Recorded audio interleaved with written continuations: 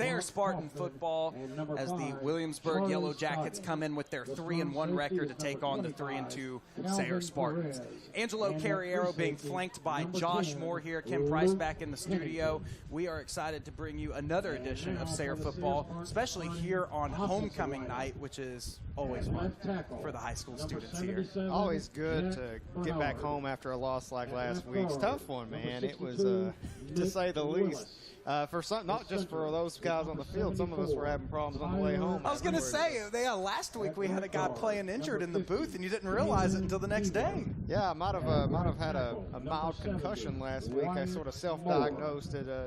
Probably should have taken it a little bit more seriously, but try to be a gamer and get out there and do what I can. And what's a little vomit if between friends.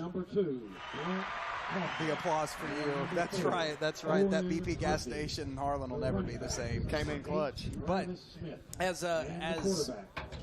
bad as it was, your broadcasting very off, as everybody could tell. You were a little clairvoyant. You could see the future in last week's game. Let's talk about it just for a second. It seems like the big talking point throughout the week has been the onside kick after the score, choice by head coach Chad Pennington. And it seems like that it was the first time that anybody ever questioned the former runner-up for NFL MVP. Yeah, hard.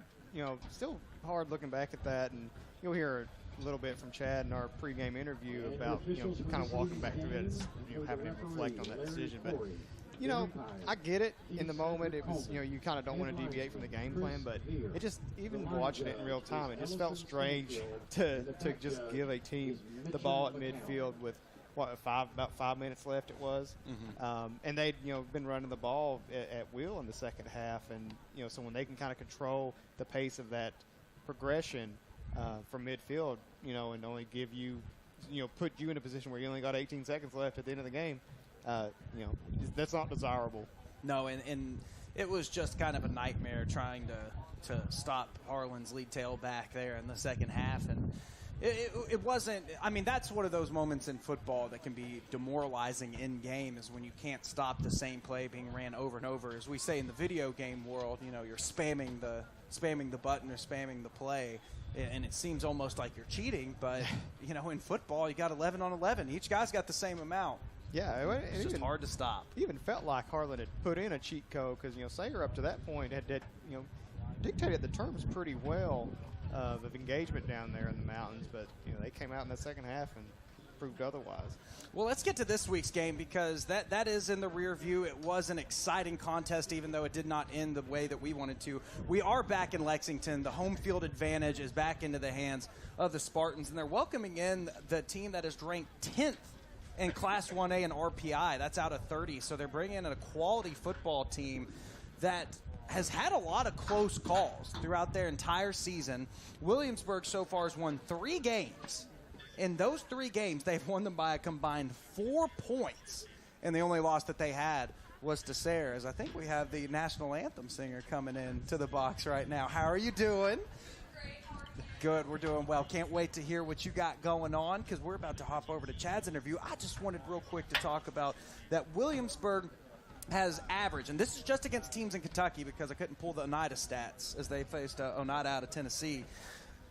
They have rushed for 166 yards per game, passed for 173, averaged 27.5 points per game. They've given up 169 through the air, 197 on the ground.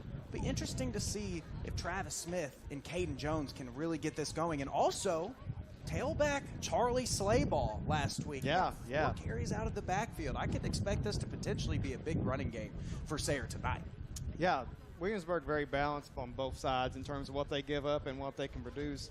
I think you're looking at their quarterback's going to be the kind of guy that runs the whole show, Sidney Bowen. Not a great completion percentage, but we saw last week that didn't matter much. It's really about limiting those big plays, I think, in terms of the passing game. And we'll see. Sayre, the last few games, has given up 214 rushing yards per game on average. That's not a good stat at any level of football, but usually in high school football, if you're giving up that many rushing yards, you're probably almost always losing. So the fact that Sayre's 3-2 halfway through the season and giving up that kind of numbers, in itself a pretty significant stat, telling you what they do Sidney Bowen really reminds me of some of those late 2000, early 2010s quarterbacks. You're talking about guys like Brad Smith of Missouri, Colin Klein of Kansas State, talking about Pat White out of West Virginia. A lot of these guys that are really, passing-wise, they're okay. Like you said, 692 passing, 5 touchdowns, 5 interceptions. But he's posted 440 yards and 8 touchdowns on the ground in 4 contests. So the kid can run it into the end zone. But my big stat is the same as it was last week, just 1 game compounded. Sayre has given up 214 rushing yards per game in the last 3 games. That is going to be put to the test tonight against Sidney Bowen and Hunter Thomas in this Williamsburg offense. But we've got an interview with head coach Chad Pennington, and then we are going straight to kickoff. And that is not before we get a little treat out here, as we have a flyover. Josh, Joe Murphy from Bud's Gun Shop is going to do a flyover in a military jet tonight at the game, and that'll happen. We'll talk all about it when we come back. But after head coach Chad Pennington's interview, Josh Moore and I will be back with Kickoff Live, finally back in Lexington, Kentucky after my long road trip. You thankfully, came along after you traded size to cover Northern Illinois. But they're coming out here. We're going to have Chad Pennington, and then we're going to get straight to kickoff here. This is Josh Moore, Angelo Carriero, and we are live with Sayre Spartan Football on Sports 96.1 The Zone. Bud's Gun Shop and Range, Kentucky's largest firearms retailer, has a huge selection of Ruger and other firearms to rent, so you can try before you buy. Our knowledgeable staff will help you find the perfect, rugged, reliable firearm from Ruger, like Precision, Mark IV, and American. We also have beginning firearms classes, corporate team building events, and free seminars. Bud's Gun Shop, Industry Road behind Eastland Shopping Center in Lexington, and inside Uncle Lee's in Greenville, Kentucky. Send your kids back to school with the perfect snack in a backpack. Mingy Beef Jerky. It's all natural, no preservatives, no nitrates, cut from a solid piece of beef. And it comes in a wide variety of flavors.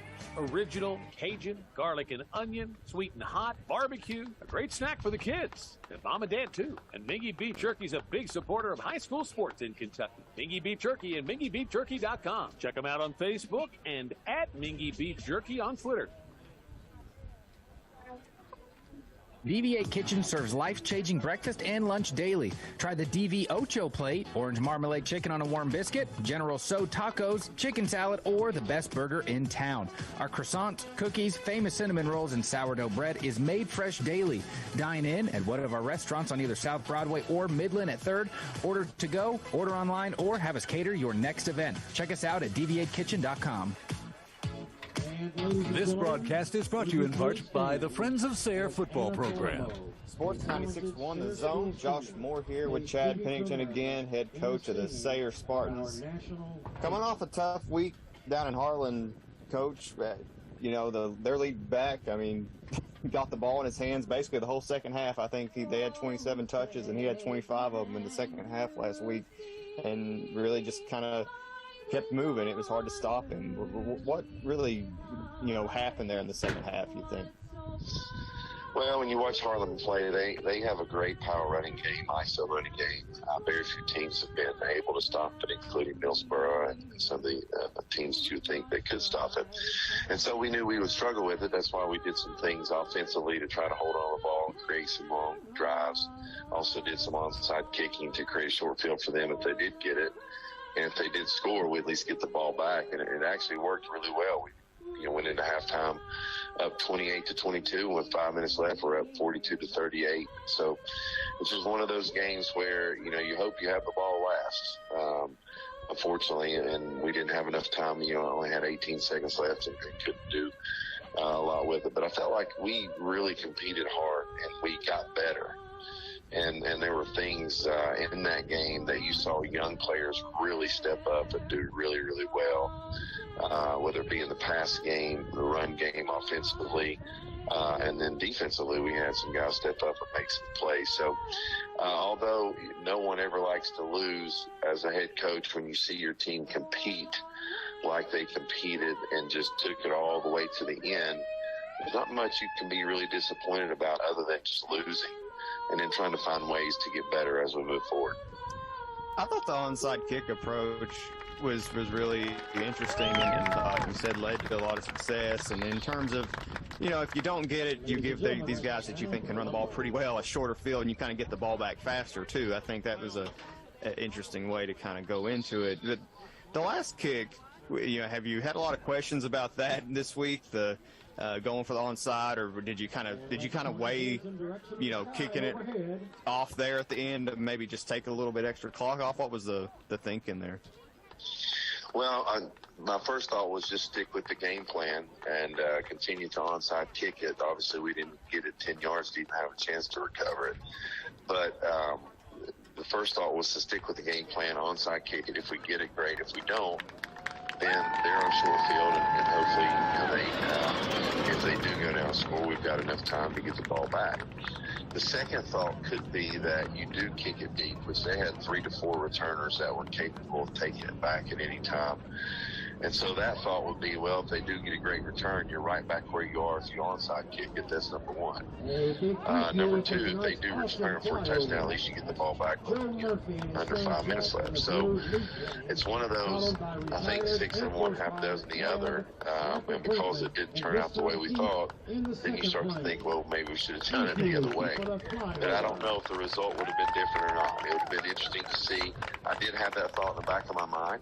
Possibly take a timeout, go ahead and set it up and kick it deep, and let's see if we can cover them. And then if we don't, then, we're kind of back in the same predicament. Right, and that's a tough position to put your guys in when they've had a game plan they've stuck to and haven't had to do that all game. I think people can understand why that sort of played out the way it did.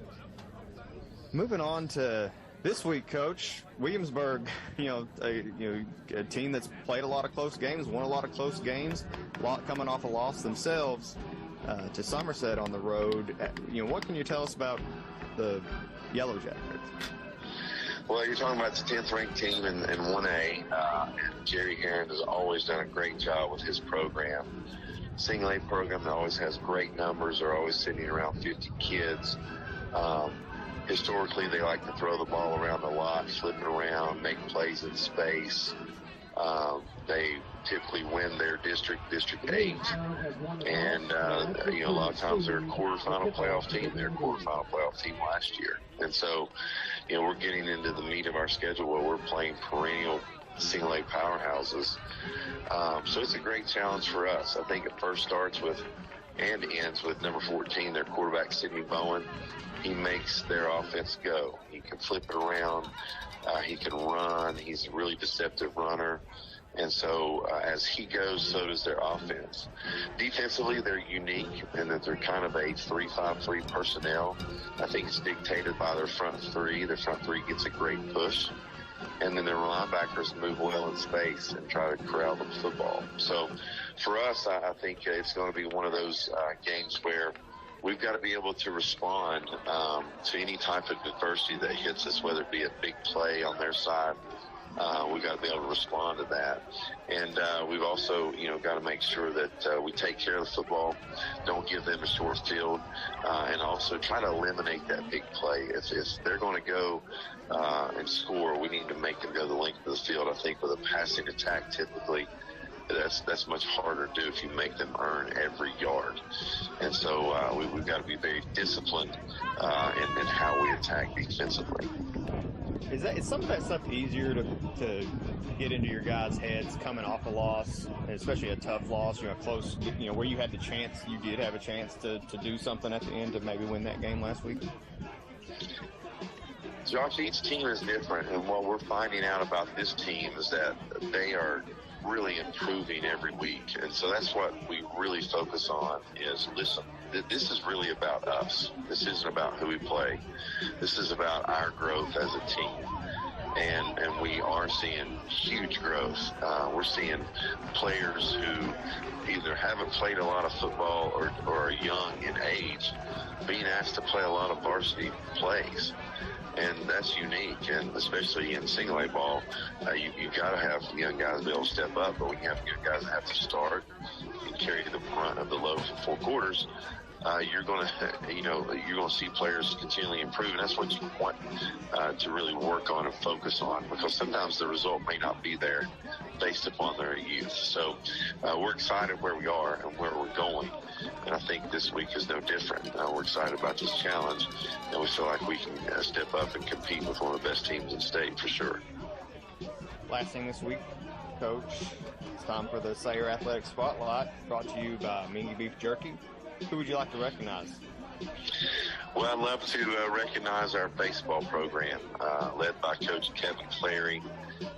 This team and this program has done such a great job over the years of just really building a very competitive program. You're looking at the back-to-back 42nd District champions, last year's region runner-up. Have a UK baseball commit in Raymond Sotman, EKU baseball commit in Attica Stockham, also led by Graham and Grady Johnson and Dirk Visser. So they've got a really nice core coming back to have another great year, compete for the district and the region, and hopefully finally punch through and get to the state. So congratulations to Kevin Clary and his program, what they've been able to accomplish so far, but also what's ahead of them this year as well.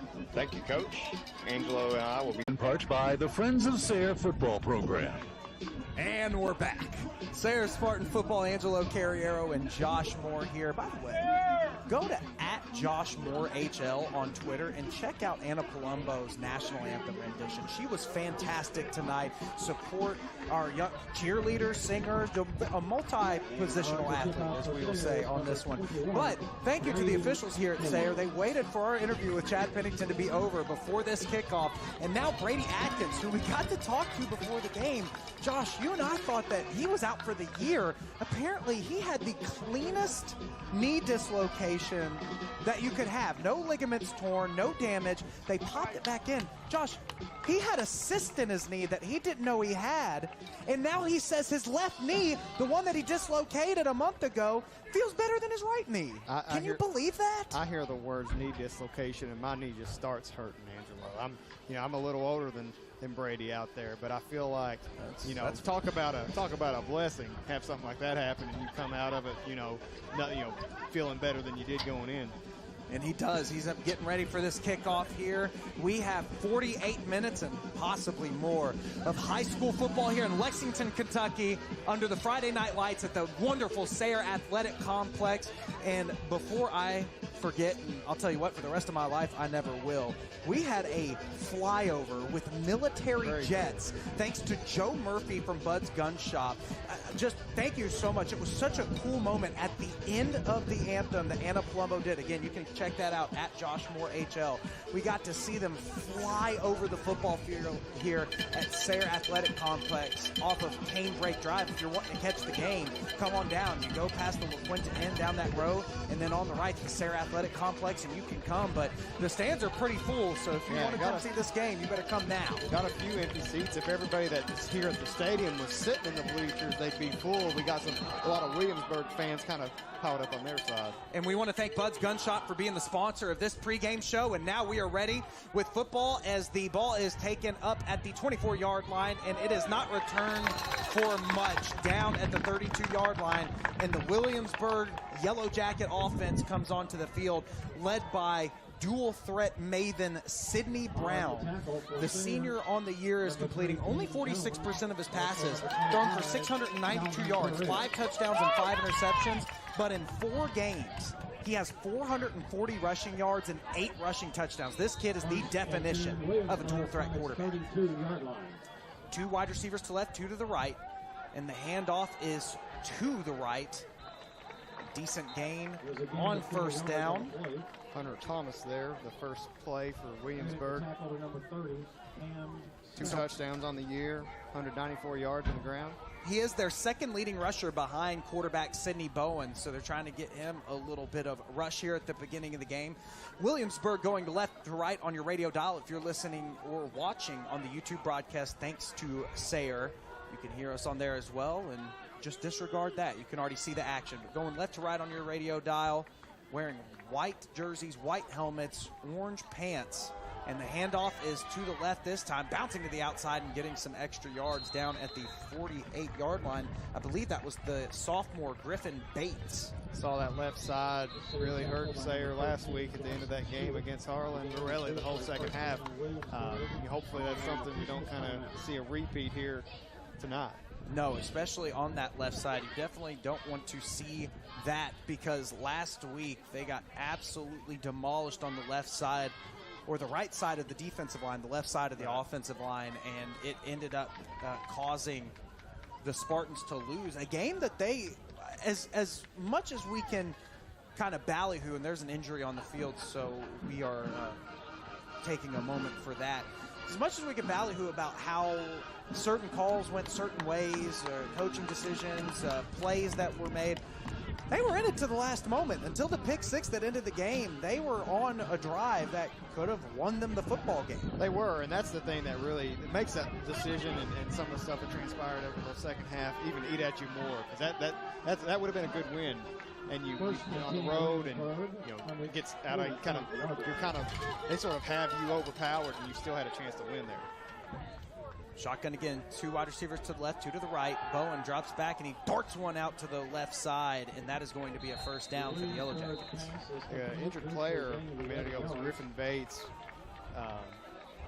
more of a defensive contributor for the Yellow Jackets, but a guy that getting some run here early. Got a good burst on that left side. You can see why the talented sophomore is able to play the minutes that he does for this team. So the ball is going to be on the 42-yard line. 1st and 10, 10:31 in the game. The handoff is to the right.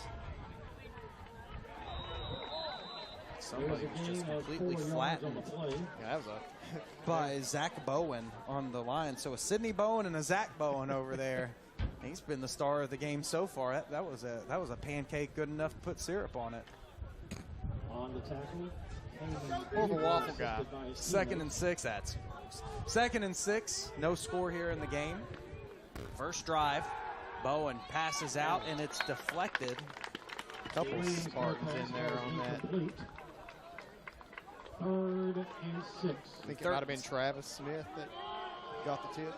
Travis Smith, he plays like his hair's on fire, in that he likes that his hair's on fire. He's very aggressive, never stops. And Williamsburg is going to have to watch out for him, not only on the defensive side, but on the offensive side as well. 2 receivers to the right, 2 to the left, 3rd and 6. Bowen drops back. We haven't seen him run yet, and we don't again as it's tipped. An incomplete. Charlie Slayball jumped up and got the deflection on that. So very interesting. We have not seen Bowen run the ball so far. That is his expertise. Here's the thing, Josh. They don't have anybody that really kicks the extra point or field goals for this team. So it'll be 4th and 6. Now let's see. Bowen's actually dropped that just a little bit. Maybe watch for the punt. No, he's going to quarterback run it to the left, and he's going to get a first down, but there's a flag in the backfield. It looks like that's going to be holding. Yeah, Jack's even before the hold, Jackson Stewart had a beat on him and just missed him there in the pocket, but it looks like he's going to come back and help the Spartans out. I've got a pretty lofty comparison for this Sidney Bowen. I don't know if I'm ready to drop it out just yet. Well, I look forward to hearing it. You're going to leave the I'm going to leave the suspense. Let's see. I got to see it a little more. I don't want to throw it out at the beginning of the game, but if you are looking for a play style, by the way, this is a 15-yard penalty. This was a personal foul. Yeah, so this is really going to set it back. If you're Williamsburg, it kind of makes the decision a lot. So that was probably a personal foul.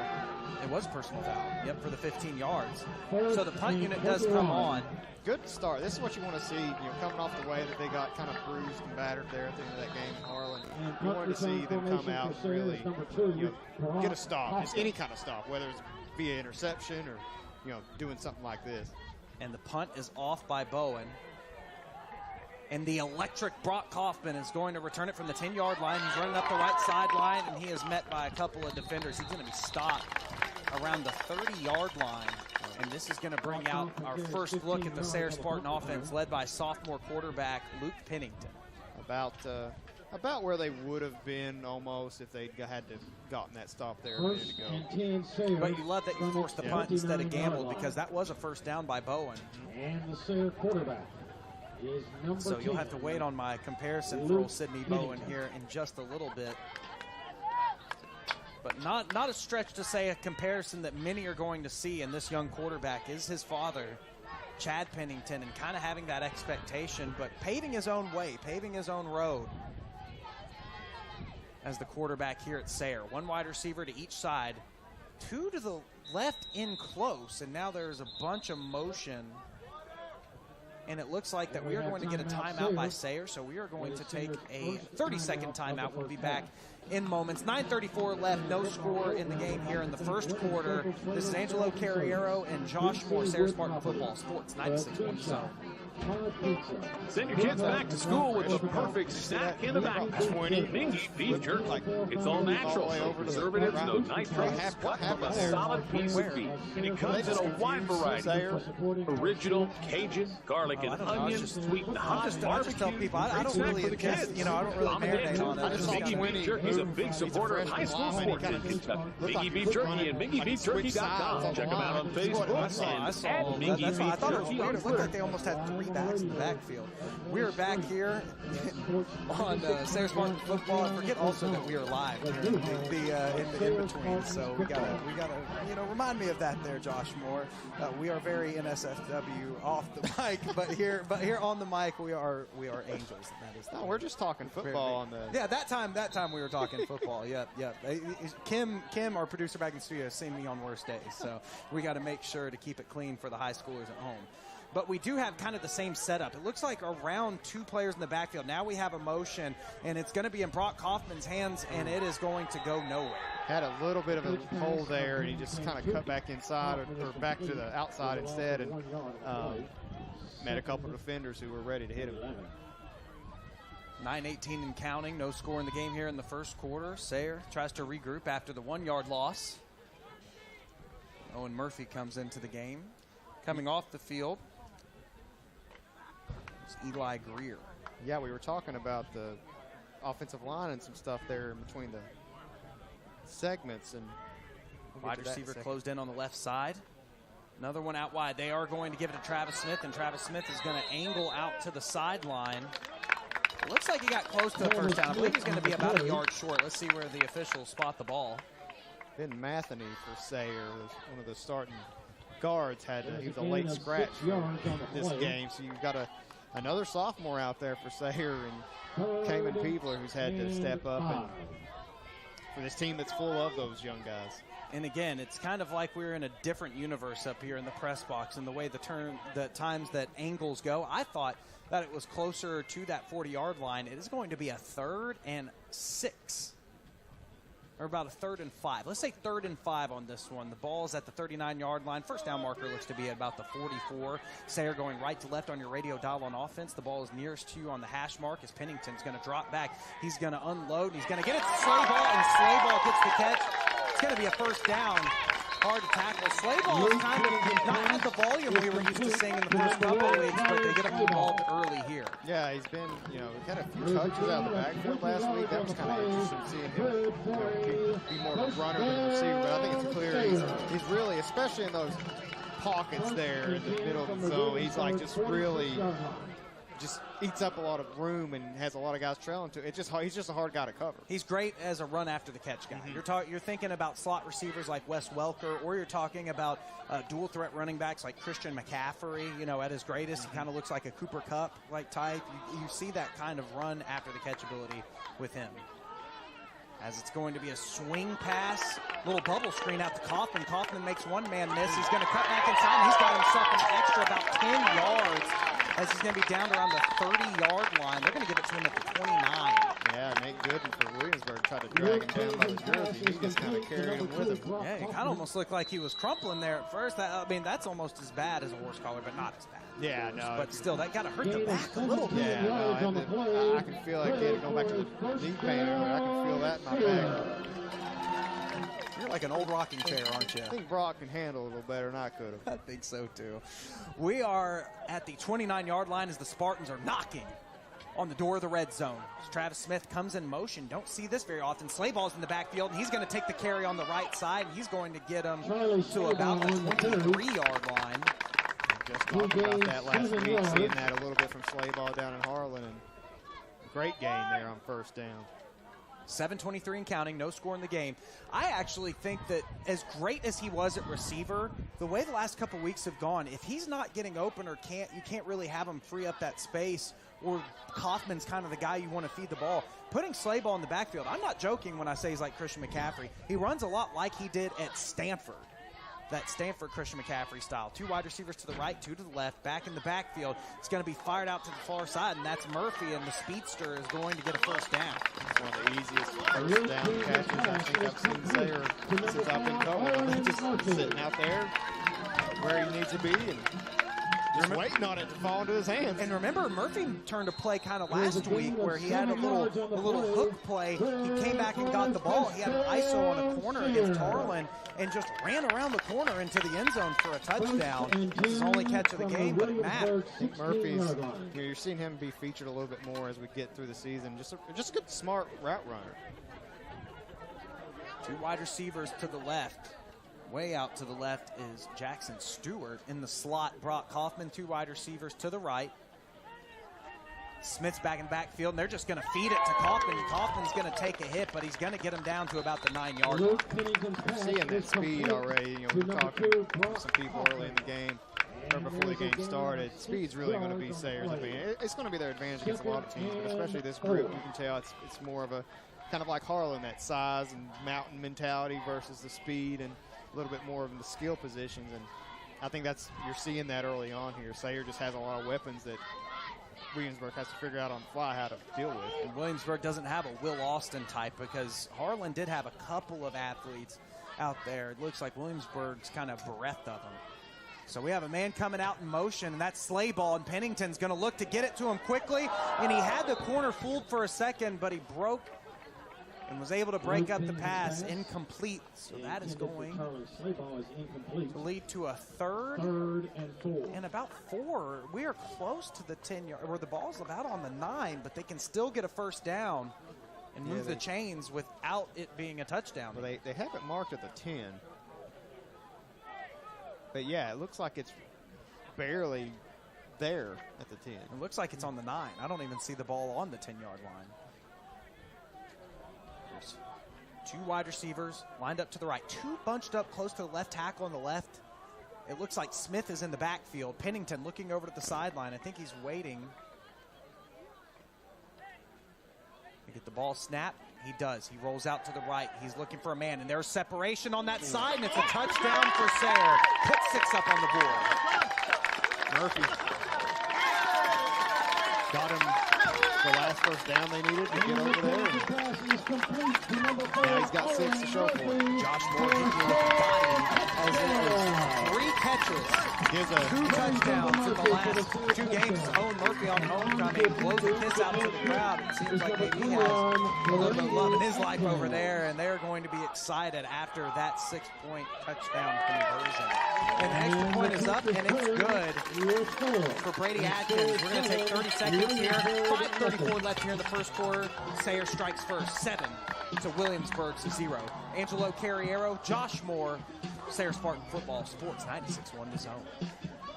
Bud's Gun Shop and Range, Kentucky's largest firearms retailer, has a huge selection of Ruger and other firearms to rent, so you can try before you buy. Our knowledgeable staff will help you find the perfect, rugged, reliable firearm from Ruger, like Precision, Mark IV, and American. We also have beginning firearms classes, corporate team building events, and free seminars. Bud's Gun Shop, Industry Road, behind Eastland Shopping Center in Lexington, and inside Uncle Lee's in Greenville, Kentucky. Back here with Sayre Spartan Football Sports 96.1 The Zone. Angelo Carriero, Josh Moore on color commentary, Kim Price back in the studio. Our first half sponsor, we want to thank here Mingy Beef Jerky. We had a piece earlier. It was one of the hot pieces, and even though it's still from the bowl game, it was so good. Hey, you're talking about from the bowl game like it's some long time period. We were eating beef jerky from the Sweet 16. Oh, yeah, that's right. You had it there as the ball's taken at about the 25-yard line, returned by Williamsburg. Stays on his feet down at about the 41-yard line, so Williamsburg's second time on offense will come up. Also want to talk about that flyover that we had before the game after the national anthem by Anna Palumbo, which you can see that on it's on Twitter at Josh Moore HL on the Twitter, as some people would like to say. But Joe Murphy from Bud's Gun Shop did a flyover in a military jet right before the game started. It was absolutely awesome. You have to be here at Sayre Park football games to see that kind of thing. Maybe Josh will put it on Twitter later. Who knows? It's out there. He is the Twitter guy. Two wide receivers to each side. Bowen's going to tuck it and run. He's going to get up the middle, and he's going to get some yards. He dives, and he's going to get the first down right off the bat. Now I'm ready to say my comparison.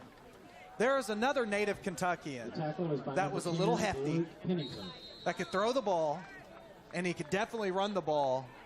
Maybe not with the blazing speed. For a high school football player, it's a little Jared Lorenzen reminiscent. In the stature, this kid is a thick boy back there at quarterback, moving those wheels like he does. As the clap gets him off sides, and that is yet again, because that was a problem against Harlan. That's been a problem the last couple of weeks. They've been able to, even going back to the Frankfurt game, I think that was the first time you kind of saw that. Hate to say lack of discipline. I think even Fort Knox, the first game that we did, there in the second half, it kind of started happening. Yeah. It was the only way that Fort Knox was staying in the game was because of that. Because it looked like it was headed towards the running clock, and then it kind of stalled things out. Here's the snap, and it's handed off in the backfield, and right up the right side, a big hole. And with that extra 5 yards, it's going to be an easy first down for the Yellow Jackets. But you seem to not like my Jared Lorenzen comparison. Now, you tell me why. Not so much. I get the side. Yeah, I can see it, looking at just the guy's frame. Man, Jared was a dude. That's it. It's just, especially around here, that's a hard comparison. I gotta see a little bit more of this kid before I'm willing to. Hunter Thomas with the carry gets a loss of about a yard. Maybe he got it back to the line of scrimmage. But yes, sometimes it's hard. If I say a kid out here looks like Darren McFadden, or how about that for an aged reference? A Derek McFadden reference here. If I say a kid looks like Chris McCaffrey, I'm not saying Charlie Slayball is going to go to the NFL and be the highest paid running back in football, but I am saying that's what he reminds you of, as the throw is to the near side and it is caught and pushed out of bounds. Not a gain of much. Let's see where this is put down. Maybe 4. But when you're see, Josh, this is radio 101. This is where I got to coach you up on the job. That's how you relate to an audience. If they're thinking of Sidney Bowen, they have no idea what this person looks like in their structure. So in the visual, if you think of a little shorter Jared Lorenzen type of player, it is easier to envision. See, I've got to teach you something. See, I thought I've been doing well with you, but you picked it up like a fish in water, but now you're trying to get on land and walk. Still a rookie. 2 wide receivers to the left, 2 to the right. It's 3rd down and 7. Bowen's going to drop back, and he's going to really throw it up. What a pass! It is going to be a pass interference right off. And what stinks about that is I don't think that ball would have been caught. I think the ball was a little bigger than the kid was ready to go out there and run for it. I think that was an appropriate call. I think it was a catchable ball. It was a catchable ball. But I don't think the kid would have caught it. And I think that there was a little bit of face guarding on the deflection, which is going to draw that penalty out. I mean, I'm not 100% saying that. I think you could go either way with it, but I think that it was a call you can't really point to at the end of the game and say that screws. Right, and you have to call it. It's the right call. It just kind of stinks. I don't think it needed. 2 wide receivers to the right, 2 to the left. Bowen drops back, and he's going to do another quarterback draw. And this time he's met, but he started dragging some defenders, but that stout defensive line gets him. Yeah, that second wave came in there and was able to haul him down. 3:01, 7-0 is the score here in the first quarter. This is the second drive for Williamsburg after an Owen Murphy touchdown from about 8 to 9 yards out. 2nd and 11. Williamsburg's driving. They've got the ball on the 18-yard line. It'd be a 2nd and 11 for Williamsburg. 2 wide receivers to each side. Bowen drops back. He's looking. He's going to throw it short, get into one of his playmakers' hands, and that is Thomas. And Thomas is tackled. He's going to be close to the first down marker. Not quite there. Bring up 3rd down. the way that ball came out of Bowen's hands. Just a really good, quick pass. That's not an easy throw for a lot of high schoolers to make. It's a simple throw, but it's not a very easy throw. Right. Could even call him the throw boy at this point. 3rd and about 3. Bowen comes out. 2 wide receivers to the right. Let's see, 1 to the left, maybe 2. There's 2 backs in the backfield. Bowen's going to run to his right, and he's going to march his way and turn on the oven because he's got 6. He faked me out there for a second. I thought he handed it off, and then I caught him going. And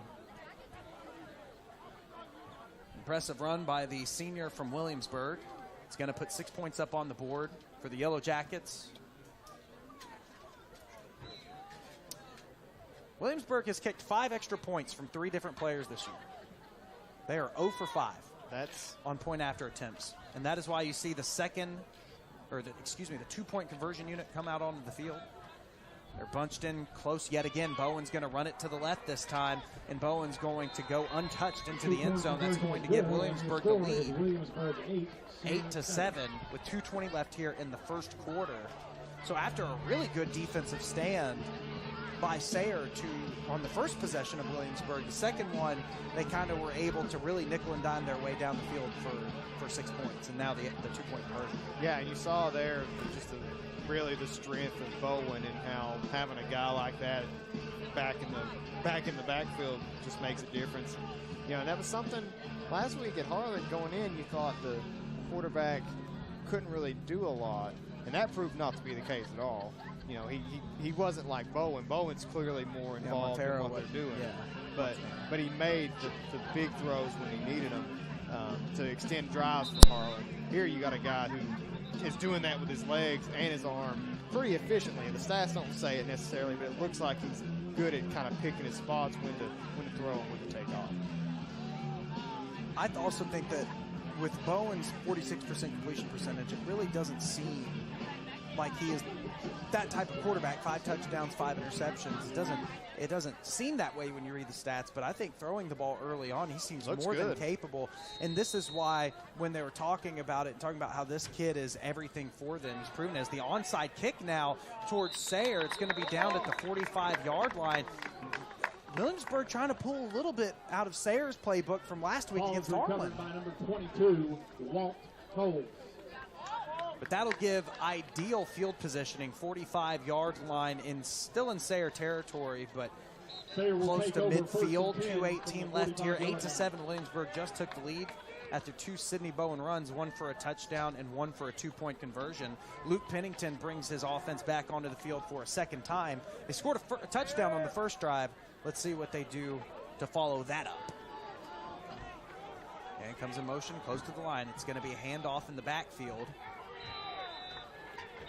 See if that was Smith. He gains 2 yards. See, now we don't know, and I think that's actually an excellent quality to the offense. I think Slayball gives you a little more, I won't say razzle-dazzle, but it gives you bigger play opportunities where Travis Smith is just a machine.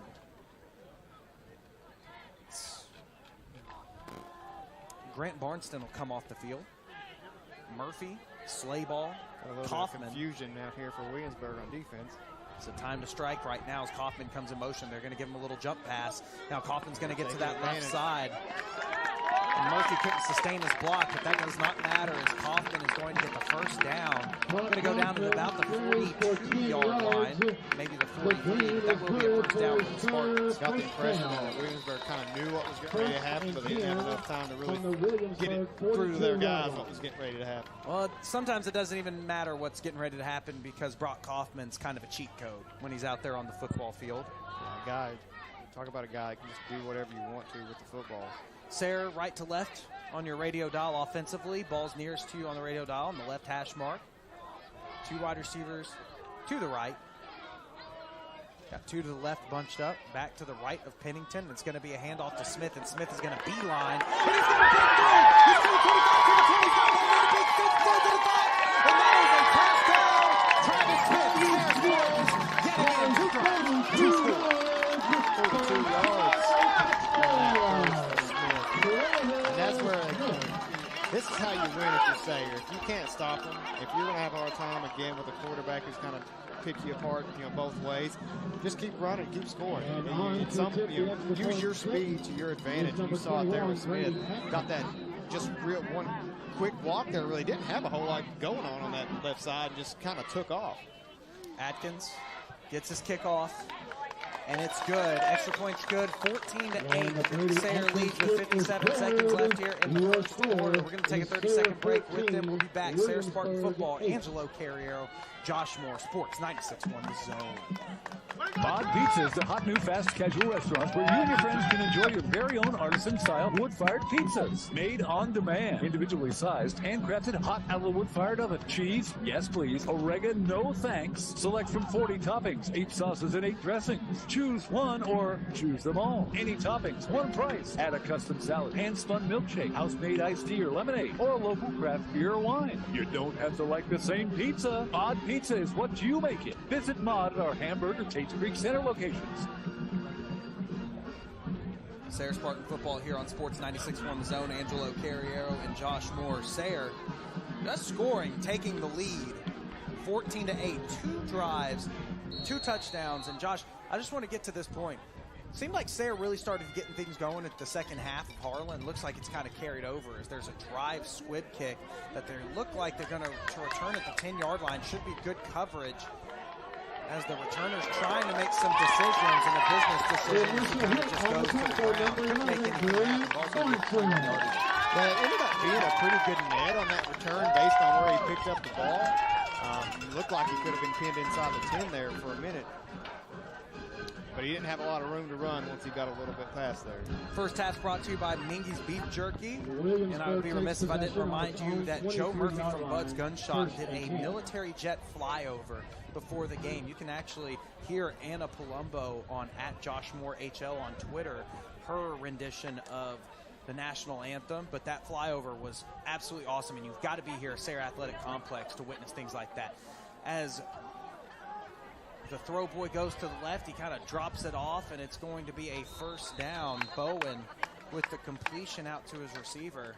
Cade Hatcher's been I think that's maybe his 3rd reception already for Williamsburg. He's been a little bit and they've all come to that left side of the line. They've been able to find a rhythm on offense. Yeah, that anthem from Anna was beautiful earlier. It's even better, not the 2-bone horn, but the video I think is better even going over. A lot of people hear it over the intercom. We were kind of in the box and got to see it from that angle. 2 wide receivers lined up to the left, 2 to the right, back in the backfield. Bowen is going to hand off in the backfield.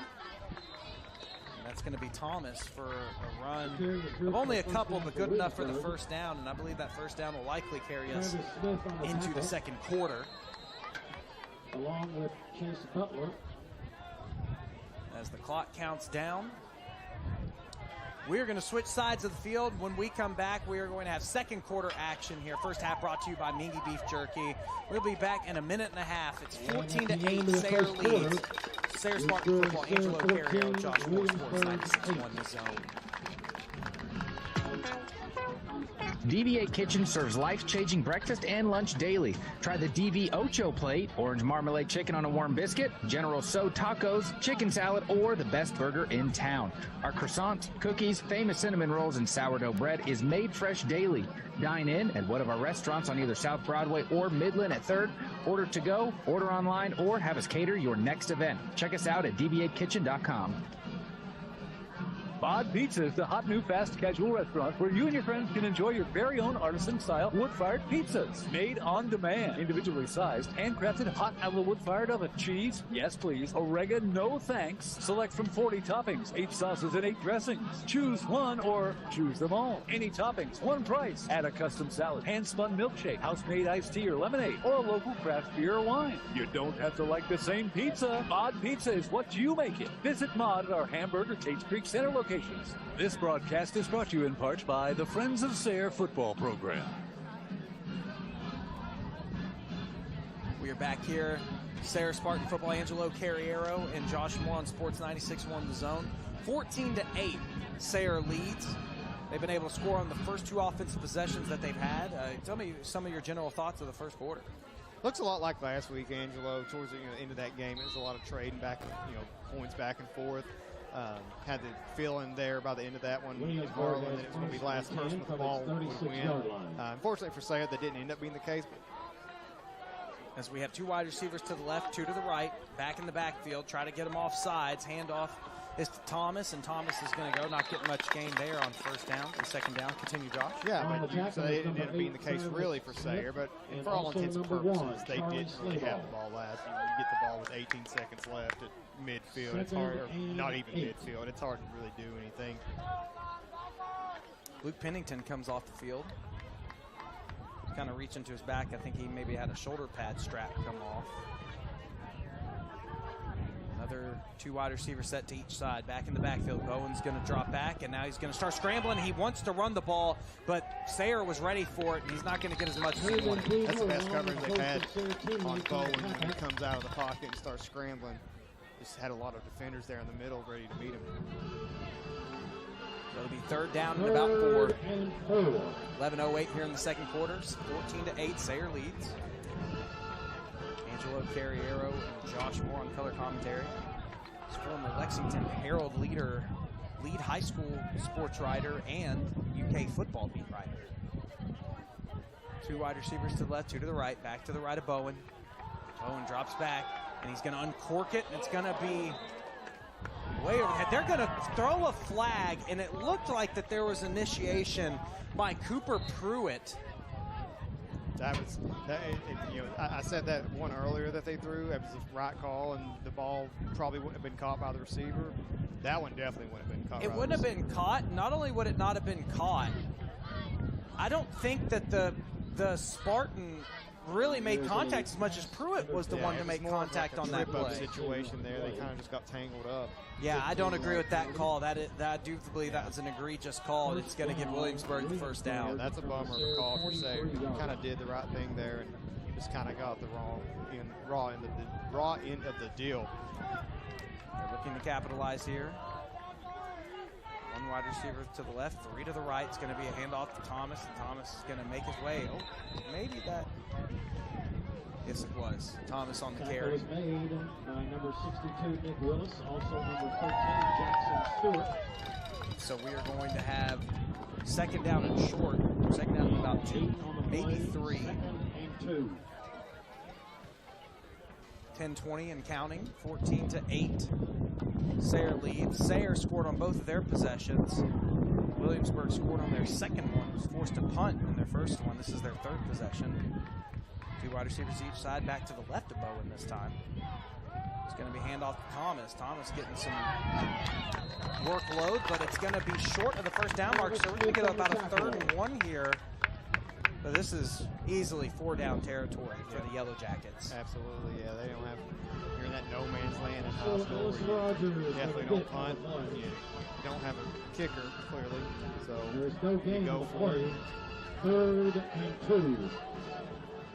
So we will see how this defense stands here. Good at bending and not breaking. They keep up with most teams that they play with. Bowen's going to take the snap, and he is going to run it. He fakes the pass, and Bowen shakes a guy, and he tries to go forward. I do believe that's going to give him a first down. Yeah, that's where the big body comes in handy when you're a guy like that. And if you're a little bit shorter, not as thick, you don't get that little extra push to get you across that line. They may need to measure it, but doesn't look like they're going to. Nope, they're just going to give him the first down there. 9:07 and counting. 14-8 here in the second quarter. From the Sayre 30 halftime. We're going to have a review of the first half. We're going to replay Coach Chad Pennington's interview from earlier in the game. Then have a second half preview here on homecoming night. Lexington, Kentucky, Sayre High School football. 2 wide receivers to the right. Handoff to Thomas on that right side, and Thomas is going to have a lot of room. Jumped over a guy, Caden Jones. And this offense for Williamsburg really has just been able to march the field.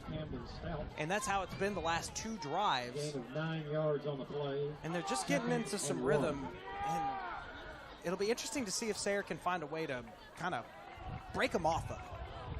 Well, it's so hard. I mean, we've talked about Sayre's youth a lot.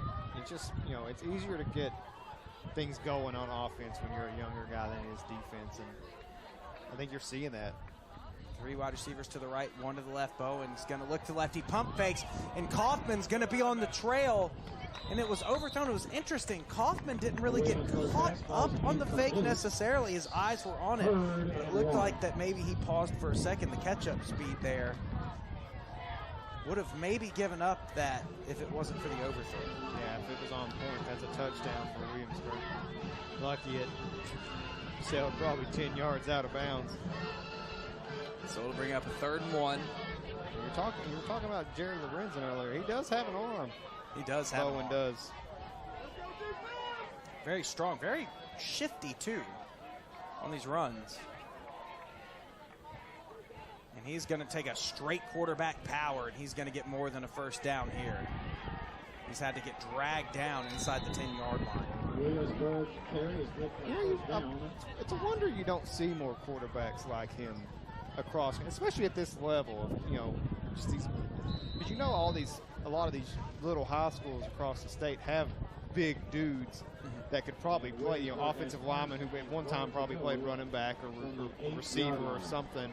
Why not just play around and try to see what you can do? I really think because it's more rare than you think. I think at football, and we see this at the college and the NFL level, like the difference between athleticism is minuscule, and it's the difference between being stopped in a 1-yard gain or 6. It really is. As the handoff is to Thomas, and he's stopped. And this is why the Jared Lorenzen comparison comes out, is that Jared Lorenzen was playing college football back in 2000, and there hasn't been another one since.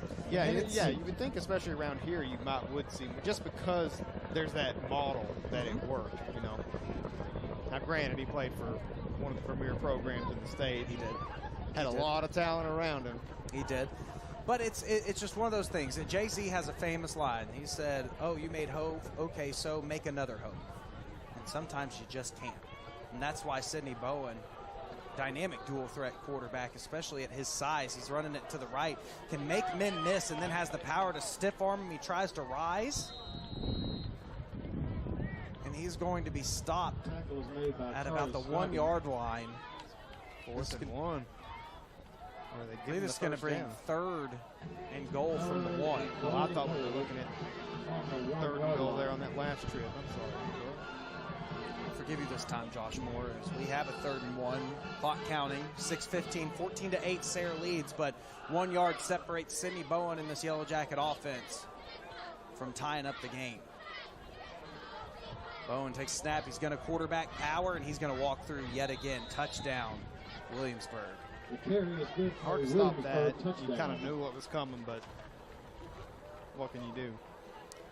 There hasn't been much of an answer for the what can you do, and it's funny because you see these teams that come in, and even at this 1A level, you've got, it seems like almost every school, I'd say maybe Fort Knox didn't have like the guy, but it seems like each school has like a guy that they can put out there. Hopper for Dayton, even though they kind of were smothered in that game, Hopper was a standout athlete for that school, and you can see that Bowen is clearly their standout athlete. As Bowen is going to roll out to the left, he's looking to throw, now he wants to run, but he's got about 5 guys around him, and they stop him.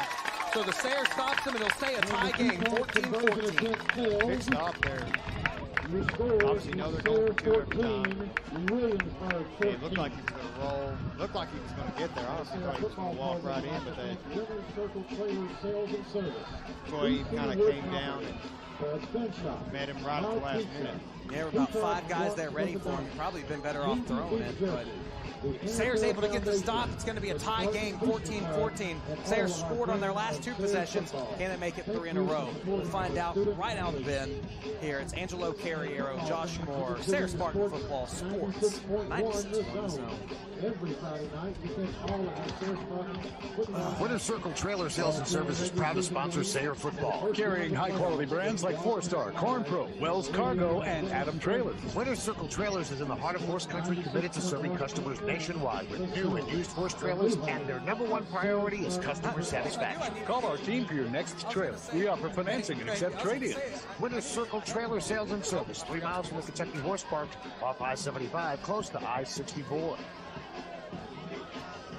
All right, never mind. You all heard most of that on the television side. That you can find Sayre on YouTube, and you can watch the game, but and you can hear our broadcast as well. As the onside kick comes, and it is touched by Sayre, and it is going to be recovered at the 43-yard line.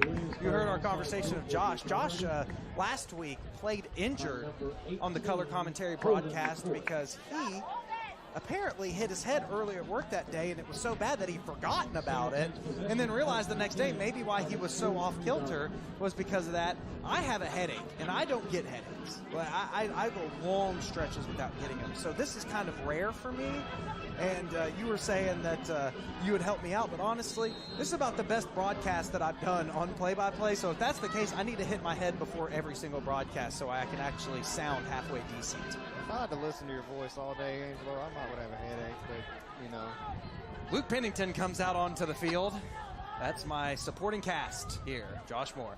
As Pennington kind of pitches it off in front of him to Kaufman, and Kaufman is going to go up the right sideline. I believe he's going to gain about 8 on that play. Pennington's quick pass to Kaufman is hopefully you only have to listen to 3 hours worth of it. Isn't that right, Josh?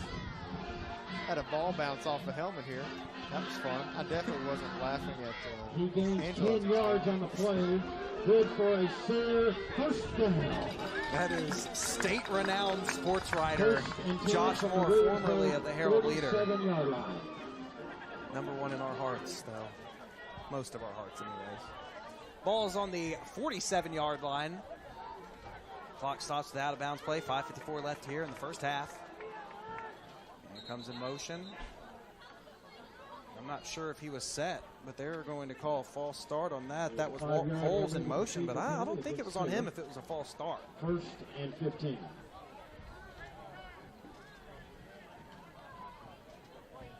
Had some notice on the way in here. Bernacco's, the food truck, Bernacco's. Really good stuff if you've never tried it. If you're here, nearby, it's almost worth coming out here just to have a taco from their truck. I'll let you buy me a taco after the game or at halftime here. And also, we are sponsored in the first half today by Mingy Beef Jerky. Had a piece of that earlier, and that was great.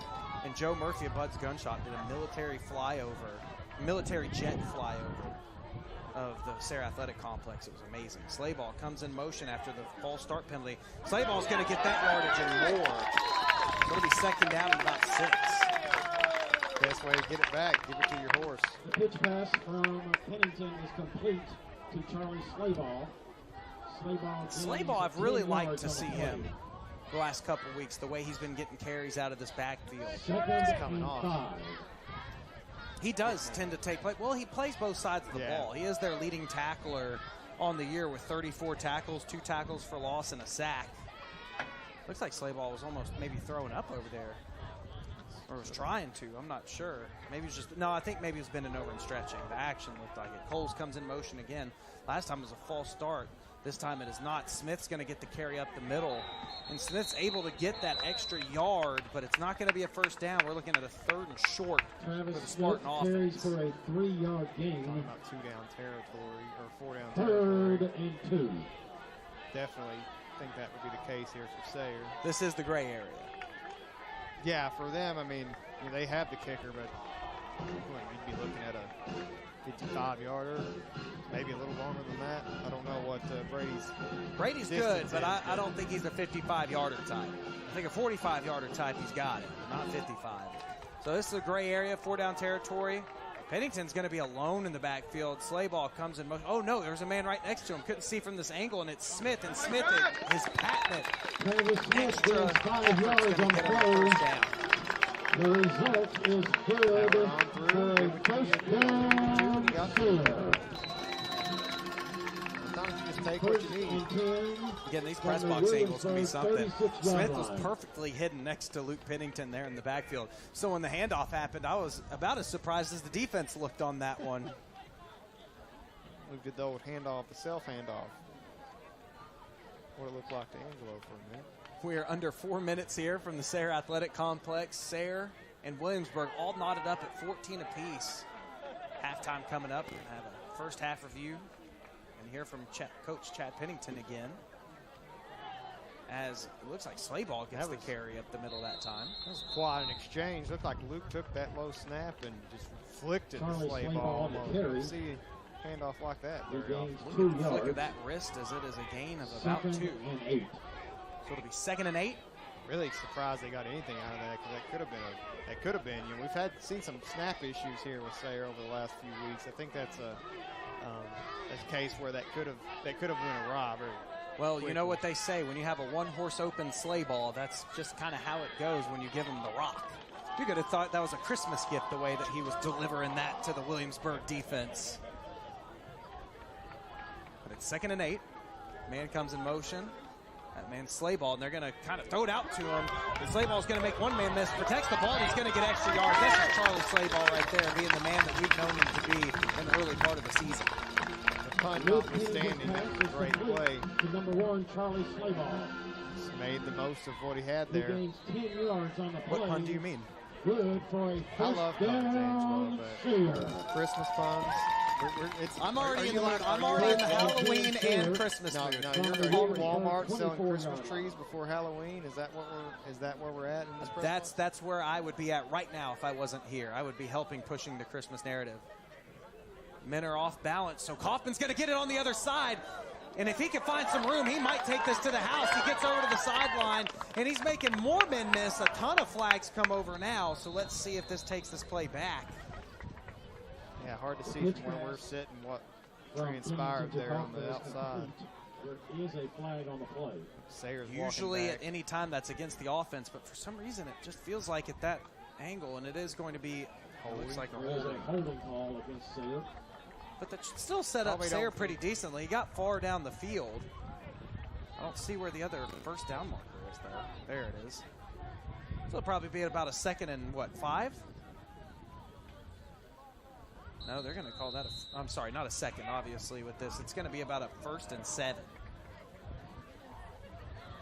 But, Josh, I will say one thing about this offense. This offense came onto the field knowing that Williamsburg is getting in a rhythm, and then they just ball controlled the heck out of this possession. Well, and this, I almost said that before the drive started, that I wanted to see this because it's not something we've seen from Sayre in the recent week. 2 wide receivers to each side. Smith in the backfield. They hand it off to Smith over to the left side. He's really been running more at the diagonally to the sideline than he has in recent weeks. But, Josh, I'll say this. This is about as good as we've seen the Sayre offense coming out of a game. I mean, the way that they scored on their first 2 drives and just a bulk, they said, you know what? We can't stop Sidney Bowen right now. So we'll stop him by keeping him off the field and sustaining our offensive drive. And that's you want that steadiness because Sayre talk about explosives. They have that in spades. It's kind of controlling the ball and milking some clock that they've had some issues showing. Milking the clock, indeed. 1:44 left here in the first half. 14-14 with the eyes on the red zone. Pennington is looking to pass. He's going to roll out to the right, but he's got a man open, and it's caught back. There, it's Murphy over on the right side. Murphy's dragged down, but not before a first down, and this offense just keeps coming. Pass is complete to number 4. Set it down here. First and goal. The pass completion is good for a first down. Williamsburg starts taking some time out there. You really can run this down the rest of the way. I'm not sure Williamsburg even looks like they want to. And if they were, you think you would do it before it gets into the 1 minute, because as good as Bowen's been and as strong an arm that he has, this offense does not look like the type for the Yellow Jackets that's going to be able to kind of break that open. Yeah, I don't think they have. They've got the arm. I don't think they have the guys on the outside to take advantage of it. Yeah. You got, like Bud's gun shop, you got the big bullets, but you don't have anything to shoot it out of. As you got 2 wide receivers to the left, and that's where it's going to go into the hands of Kaufman. Kaufman's going to make one man miss. He's going to try for the end zone. I think they get him just short, about 2 yards outside of the pylon. You like that if you're Sayre. Keep the clock running, maybe force Williamsburg to use their timeouts, and that way you kind of put them back on the field, but with nothing, and you get your touchdown anyways. But no, the clock's going to keep running. Like I said, it doesn't seem like they want it, and Sayre's going to get the ball. Yeah, that's the thing. I'm curious about this, not taking these timeouts. You're taking 3 into the locker room if you're Williamsburg at this point. 1 minute and counting. 1 minute and counting here in the Sayre first knows half. It's going to be 2nd and goal from the 2-yard line. Luke Pennington in shotgun. No, excuse me. Is he going to go under center? He does go under center. And that Slay ball, now they're going to kind of fake the pitch, give it to Slay ball, and that is touchdown. Sayre Spartans.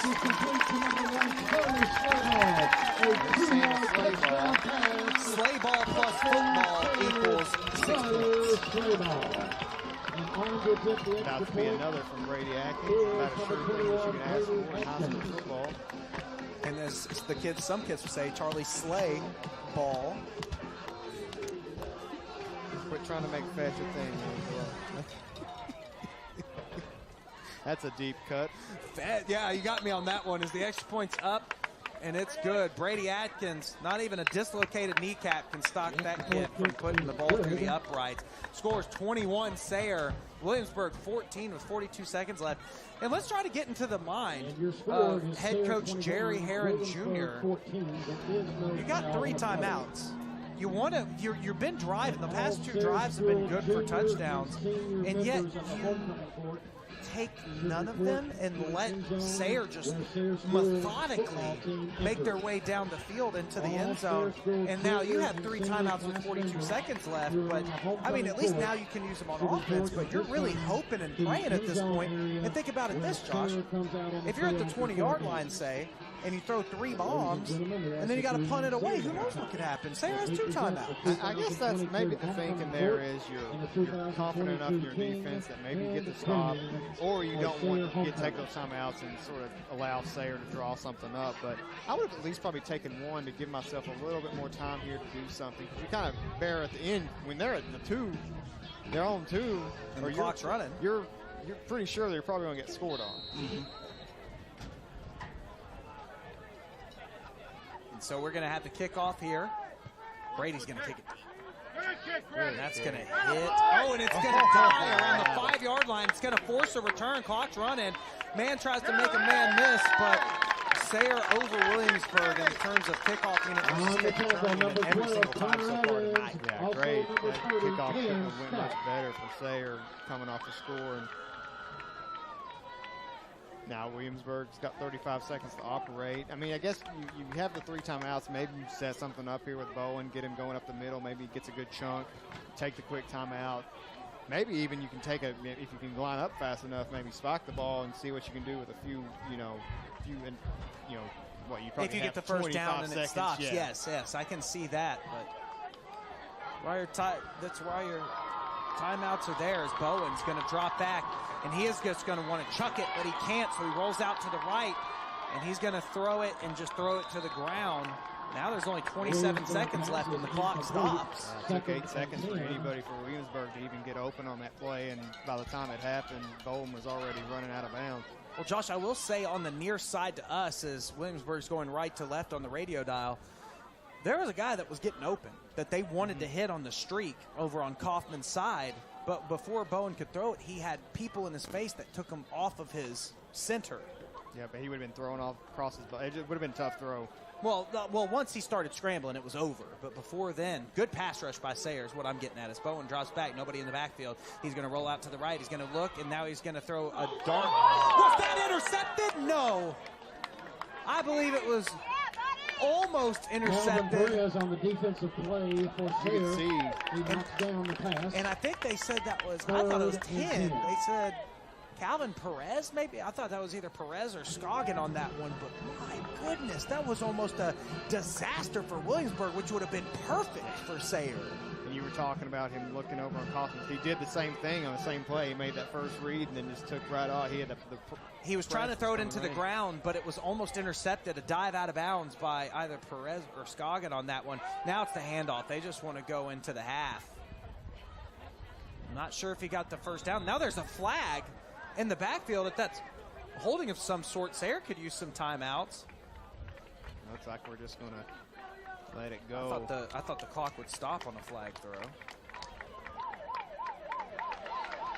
Let's see. No, it seems. Hold on a second. Sayre's jogging back, but the clock didn't stop when the flag was thrown, and Williamsburg hasn't moved from their sideline. Yeah, Yeah, what's... Well, I think that's what it is. When the flag is thrown, I think the clock has to stop. Yeah.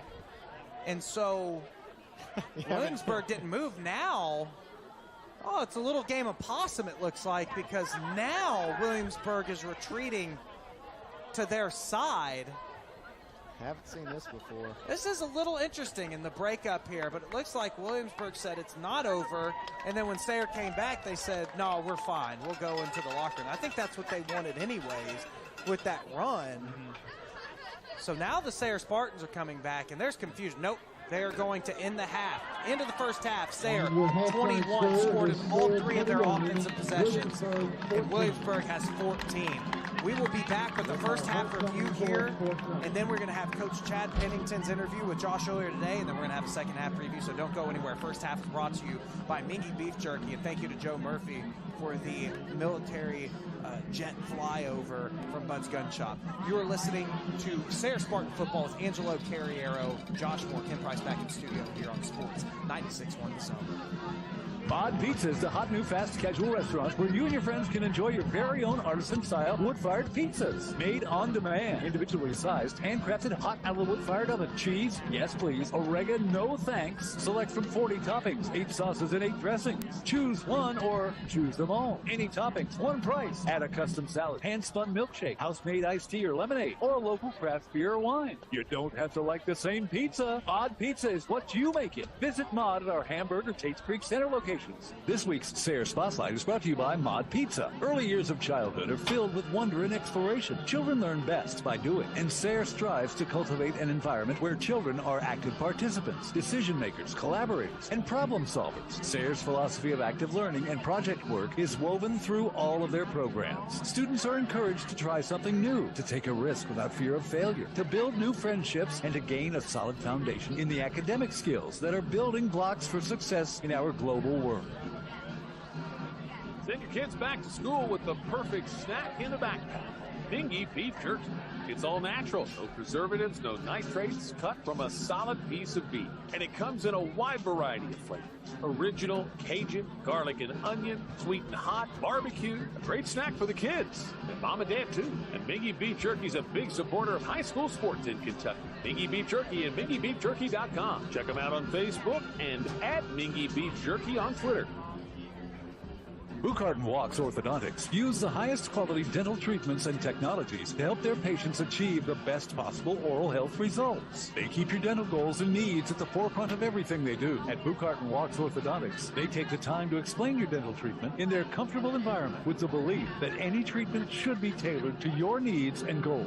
2 convenient locations in Lexington, downtown on East Main and on Perimeter Drive, as well as Frankfort on King's Daughter Drive. Buchart & Walks Orthodontics, dedicated to excellence, dedicated to your smile. Winter Circle Trailer Sales and Service is proud to sponsor Sayre football. Carrying high-quality brands like 4-Star, Corn Pro, Wells Cargo, and Adam Trailers. Winter Circle Trailers is in the heart of horse country, committed to serving customers nationwide with new and used horse trailers, and their #1 priority is customer satisfaction. Call our team for your next trailer. We offer financing and accept trade-ins. Winter Circle Trailer Sales and Service, 3 miles from the Kentucky Horse Park, off I-75, close to I-64. Mod Pizza is the hot, fast, casual restaurant where you can enjoy artisan-style wood-fired pizza. Made on demand. Individually sized, handcrafted, hot out of the wood-fired oven. Cheese, yes please. Oregano, no thanks. Over 40 toppings. Any toppings, one price. Visit Mod Pizza, Hamburg or Tate's Creek Center. Bud's Gun Shop and Range, Kentucky's largest firearms retailer, has a huge selection of Ruger and other firearms to rent, so you can try before you buy. Our knowledgeable staff will help you find the perfect, rugged, reliable firearm from Ruger, like Precision, Mark IV, and American. We also have beginning firearms classes, corporate team building events, and free seminars. Bud's Gun Shop, Industry Road behind Eastland Shopping Center in Lexington, and inside Uncle Lee's in Greenville, Kentucky. Mod Pizza is the hot new fast casual restaurant where you and your friends can enjoy your very own artisan-style wood-fired pizzas. Made on demand, individually sized, handcrafted hot out of the wood-fired oven. Cheese, yes please. Oregano, no thanks. Select from 40 toppings, 8 sauces, and 8 dressings. Choose one or choose them all. Any toppings, one price. Add a custom salad, hand-spun milkshake, house-made iced tea or lemonade, or a local craft beer or wine. You don't have to like the same pizza. Mod Pizza is what you make it. Visit Mod at our Hamburger Taste Creek Center locations. This broadcast is brought to you in part by the Friends of Sayre football program. She is accompanied by Mr. Grant Harnson, the son of Back Greg here and on Natalie Sayre Spartan Harnson. Football Sports 96.1 The Zone, Angelo Carriero and Josh Moore here with a little bit of first half review, and we're kind of all talking about it here in the press box. And you know, it's been a really solid game. By the way, if you hear a lot of announcing in the background, we do have homecoming activities here at Sayre. It's a lot of fun. Always one of the most fun times of the year, and also for me because that's when you know Halloween is right around the corner. I feel like ever since COVID, homecoming is earlier in the year than it used to be. I always felt like homecoming was Dakota is the daughter of Curtis and it's homecoming in a couple weeks. Dakota is accompanied by but we've had a great football game. Sayre's had 3 offensive possessions. They've had 3 scores.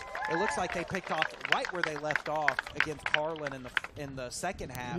And honestly, Josh, as good as the first 2 drives were, we were both just absolutely impressed with the third. Yeah, offense is humming the way you like to see, but especially on that last drive. Take a lot of time. Take a lot of time off the clock. And, because we don't see that, most often from Sayre, what we've seen is, you kind of start out a little slow and then just hit them with an explosive. There it was more kind of just going through your rhythm of the offense the entire way through. And obviously you take the explosives there. You want the points. You want to kind of score whenever you can. But when you have the momentum on your side to milk the possession, and then you'll get an assist from Williamsburg. They just decide to take all 3 timeouts in the locker room for some reason. I don't know why that happens. That's I can't really give you an analysis on that because it didn't make any sense to me. But you do what you do as a coach for the reasons you want to do it. I think the only analysis on that one is we saw what happened when they tried to drive a field that was long. They had 2 throws into the ground. One almost got hit. They had a run that was a holding. Obviously, they're not built for explosion. They're built for sustainability, and that's been the toughest part because I think we all have, all the Sayre people are having nightmares over the Harlan game. So when you see the last 2 possessions, well, excluding the end of the second half, when you see those drives that Bowen and that offense is making, it gives you flashbacks of last week, and you start to get worried. It does, and I think you brought it on there. You talked about you brought it up there on the low, but Williamsburg is built kind of funky. I think Bowen is clearly a dude that's going to be a problem down there in their District 8, and a guy that is Sayre's having a hard time containing it, especially in the run game, but doesn't really have the guys around him to hurt you as much. And you can kind of see why his completion percentage. It's not on him so much. I mean, now granted, he's probably overthrowing guys. He's overthrown a few of his receivers tonight, but I just don't think his guys can keep up with his own. And I'll tell you what, I met Brady Atkins for the first time earlier today, and after talking to him for 2 seconds, it was clear, even with the football helmet on, this kid is like Mr. America. He is the homecoming king this evening, and you can just tell. He's got the smile, got the hair, all-American kid. Brady Atkins, the football kicking star, soccer star, the Superman himself of healing, of regeneration after dislocating his knee and saying he's come back even better after they also removed the cyst out of it. Kid's just a superstar. So we're going to take a break after since we are done with this first half review, and it is Brady Atkins, homecoming king. Now, we are going to listen to Josh Moore's interview with Chad Pennington from earlier today, and then we're going to come back with a second half preview. It's all going to be right here on Sports 96.1 The Zone. Sayre Spartan Football, Angelo Carriero, and Josh Moore. Send your kids back to school with the perfect snack in a backpack. Mingy beef jerky. It's all natural, no preservatives, no nitrates, cut from a solid piece of beef. And it comes in a wide variety of flavors. Original, Cajun, garlic and onion, sweet and hot, barbecue. A great snack for the kids. And mom and dad too. And Mingy Beef Jerky is a big supporter of high school sports in Kentucky. Mingy Beef Jerky and MingyBeefJerky.com. Check them out on Facebook and at Mingy Beef Jerky on Twitter. Bud's Gun Shop and Range, Kentucky's largest firearms retailer, has a huge selection of Ruger and other firearms to rent so you can try before you buy. Our knowledgeable staff will help you find the perfect, rugged, reliable firearm from Ruger, like Precision, Mark IV, and American. We also have beginning firearms classes, corporate team building events, and free seminars. Bud's Gun Shop, Industry Road, behind Eastland Shopping Center in Lexington, and inside Uncle Lee's in Greenville, Kentucky. Bod Pizza is the hot new fast casual restaurant where you and your friends can enjoy your very own artisan-style wood-fired pizzas. Made on demand, individually sized, handcrafted hot out of the wood-fired oven. Cheese, yes please. Oregano, no thanks. Select from 40 toppings, 8 sauces, and 8 dressings. Choose one or choose them all. Any toppings, one price. Add a custom salad, hand-spun milkshake, house-made iced tea or lemonade, or a local craft beer or wine. You don't have to like the same pizza. Bod Pizza is what you make it. Visit Mod at our Hamburg or Tates Creek Center locations. Buchart & Walks Orthodontics use the highest quality dental treatments and technologies to help their patients achieve the best possible oral health results. They keep your dental goals and needs at the forefront of everything they do. At Buchart & Walks Orthodontics, they take the time to explain your dental treatment in their comfortable environment with the belief that any treatment should be tailored to your needs and goals. 2 convenient locations in Lexington, downtown on East Main and on Perimeter Drive, as well as Frankfort on King's Daughter Drive. Buchart & Walks Orthodontics, dedicated to excellence, dedicated to your smile. This broadcast is brought to you in part by the Friends of Sayre football program. Sports 96.1 The Zone. Josh Moore here with Chad Pennington again, head coach of the Sayre Spartans. Coming off a tough week down in Harlan, coach, their lead back, got the ball in his hands basically the whole second half. I think they had 27 touches and he had 25 of them in the second half last week, and really just kind of kept moving. It was hard to stop him. What really, happened there in the second half, you think? Well, when you watch Harlan play, they have a great power running game, ISO running game. Very few teams have been able to stop it, including Williamsburg and some of the teams you think they could stop it. And so we knew we would struggle with it. That's why we did some things offensively to try to hold on the ball and create some long drives. Also did some onside kicking to create a short field for them if they did get it. And if they did score, we'd at least get the ball back. And it actually worked really well. We went into halftime up 28-22. With 5 minutes left, we're up 42-38. So it's just one of those games where, you hope you have the ball last. Unfortunately, and we didn't have enough time. Only had 18 seconds left and couldn't do a lot with it. But I felt like we really competed hard and we got better. And there were things in that game that you saw young players really step up and do really, really well, whether it be in the pass game, the run game offensively, and then defensively we had some guys step up and make some plays. So although no one ever likes to lose as a head coach, when you see your team compete like they competed and just took it all the way to the end, there's not much you can be really disappointed about other than just losing, and then trying to find ways to get better as we move forward. I thought the onside kick approach was really interesting and like you said, led to a lot of success. And in terms of, if you don't get it, you give these guys that you think can run the ball pretty well a shorter field, and you kind of get the ball back faster too. I think that was an interesting way to kind of go into it. But the last kick, have you had a lot of questions about that this week, the going for the onside, or did you kind of weigh kicking it off there at the end to maybe just take a little bit extra clock off? What was the thinking there? Well, my first thought was just stick with the game plan and continue to onside kick it. Obviously, we didn't get it 10 yards to even have a chance to recover it. But the first thought was to stick with the game plan, onside kick it. If we get it, great. If we don't, then they're on short field, and hopefully, if they do go down and score, we've got enough time to get the ball back. The second thought could be that you do kick it deep, which they had 3 to 4 returners that were capable of taking it back at any time. And so that thought would be, well, if they do get a great return, you're right back where you are. If you onside kick it, that's number one. Number two, if they do return for a touchdown, at least you get the ball back with under 5 minutes left. So it's one of those, I think 6 in one, half dozen the other. And because it didn't turn out the way we thought, then you start to think, well, maybe we should have done it the other way. But I don't know if the result would have been different or not. It would have been interesting to see. I did have that thought in the back of my mind, possibly take a timeout and go ahead and set it up and kick it deep, and let's see if we can cover them. And then if we don't, then, we're kind of back in the same predicament. Right, and that's a tough position to put your guys in when they've had a game plan they've stuck to and haven't had to do that all game. I think people can understand why that sort of played out the way it did. Moving on to this week, Coach, Williamsburg, a team that's played a lot of close games, won a lot of close games, a lot coming off a loss themselves to Somerset on the road. What can you tell us about the Yellow Jackets?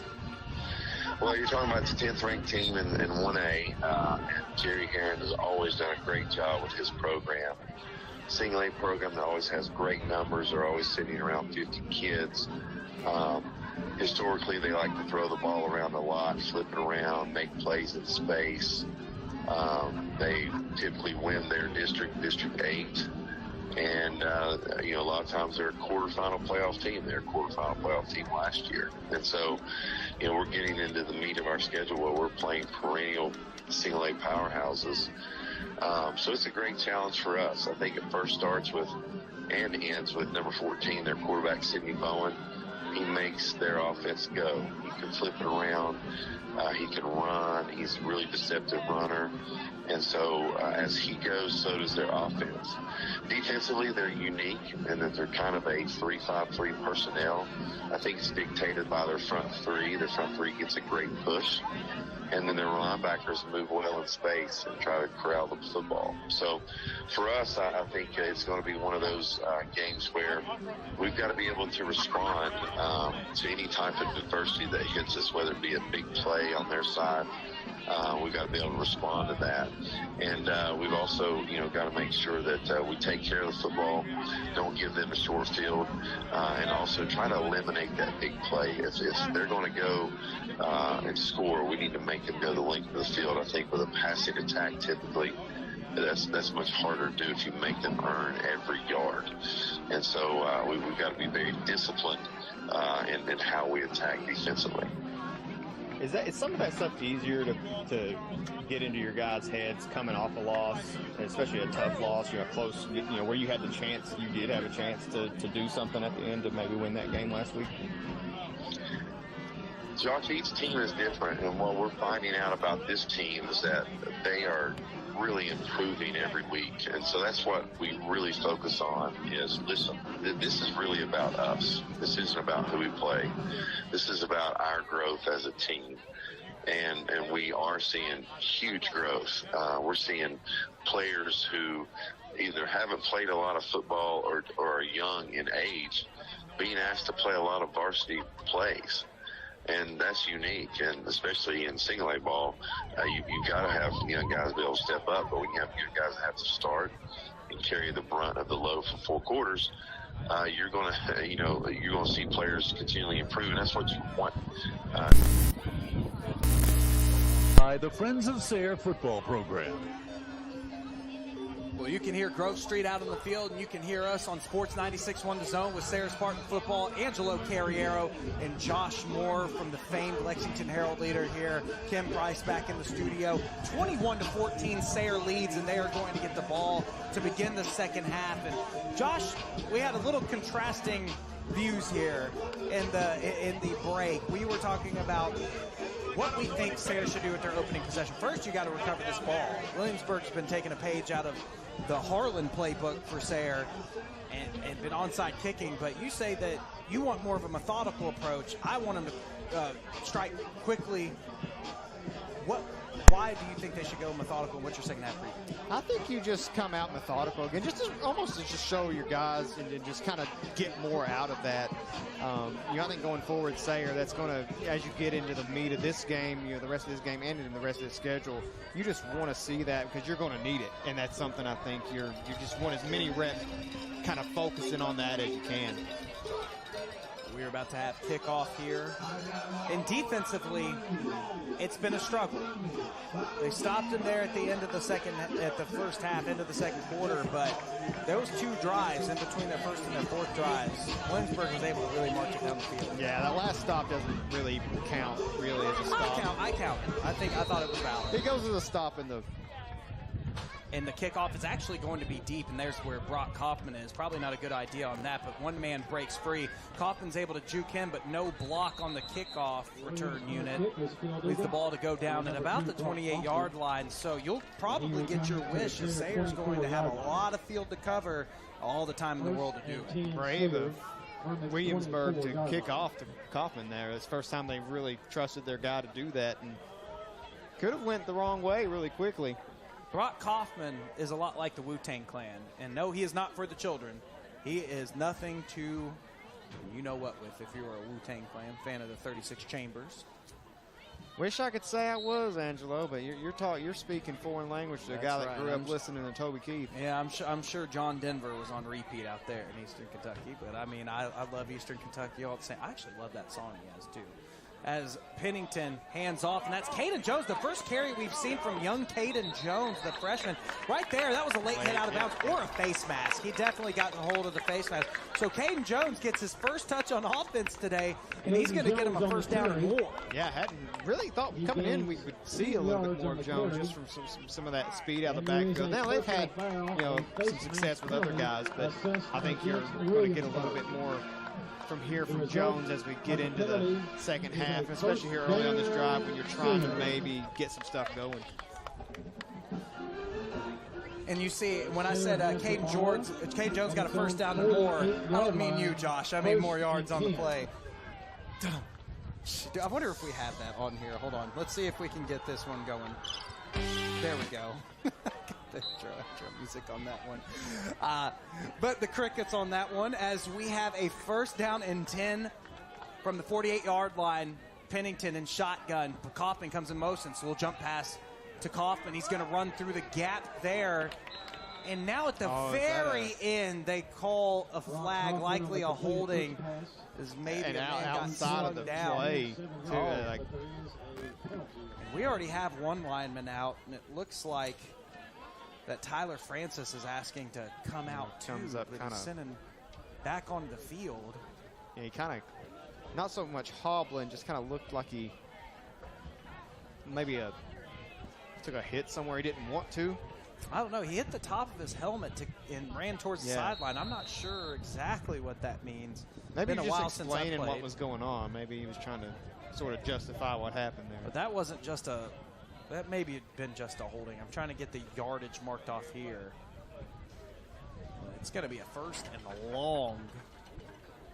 As obviously, it had to have been a person, because if it was holding, wouldn't it have been from the spot where Kaufman ended? Or where's the flag thrown? Went back as far. As Smith runs to the right side, he's going to make up some of the yards. Because now I'm kind of curious on whether or not it's where the flag was thrown compared to where the end of the run was. The flag was in the backfield. We're just starting here. Third quarter, under 11 minutes in the third quarter now, 21-14. Sayre leads. It's going to be 2nd, 15. Ball now at the 46-yard line of Sayre after they had a run that got him into Williamsburg territory. Two wide receivers to each side. Kaufman comes in motion. He doesn't get the little jump pass this time. Payton's going to throw, and he's going to have Murphy, and he threw right into the zone that he needed to, but I think the ball died just a little bit. Yeah, it came down just a second early. Murphy, maybe if he'd reached out, could have had, but it would have been a tough catch. He would have had almost cradle it coming in. But the play was designed perfectly. Where Murphy was, would have had the first down. He would have definitely gotten there or close. By the way, it was Country Roads by John Denver, the song I like. It's a wonderful song. It is. West Virginia. All right, we do not need the Josh Moore singing hour, that's for sure, here on Sports 96.1 The Zone. Pennington, 3 wide receivers to his right, rarely going to 3 wide receiver sets. Payton's just going to throw deep, and he has Murphy, but it's going to be incomplete. And we're going to get a punt here from Sayre, and they neither drive long nor strike quickly. Yeah, neither one of us got our wish there. And that was after Caden Jones got his first touch, and really, by the way, great throw to the sideline by Murphy there. You might want to put him at the backup quarterback position. Trick play mid-game. And now looks like Chad Pennington coming to the sidelines, kind of getting on him for the route run.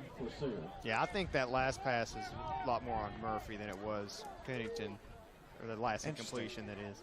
I thought the ball was a little far to the sideline, but we will see as a flag comes out and Adkins punts it and it rolls. What was the flag? 25. I mean, it was thrown where it came as soon as the snap happened, right in here front of the Sayre bench on the sideline. I wonder if this is a sideline warning.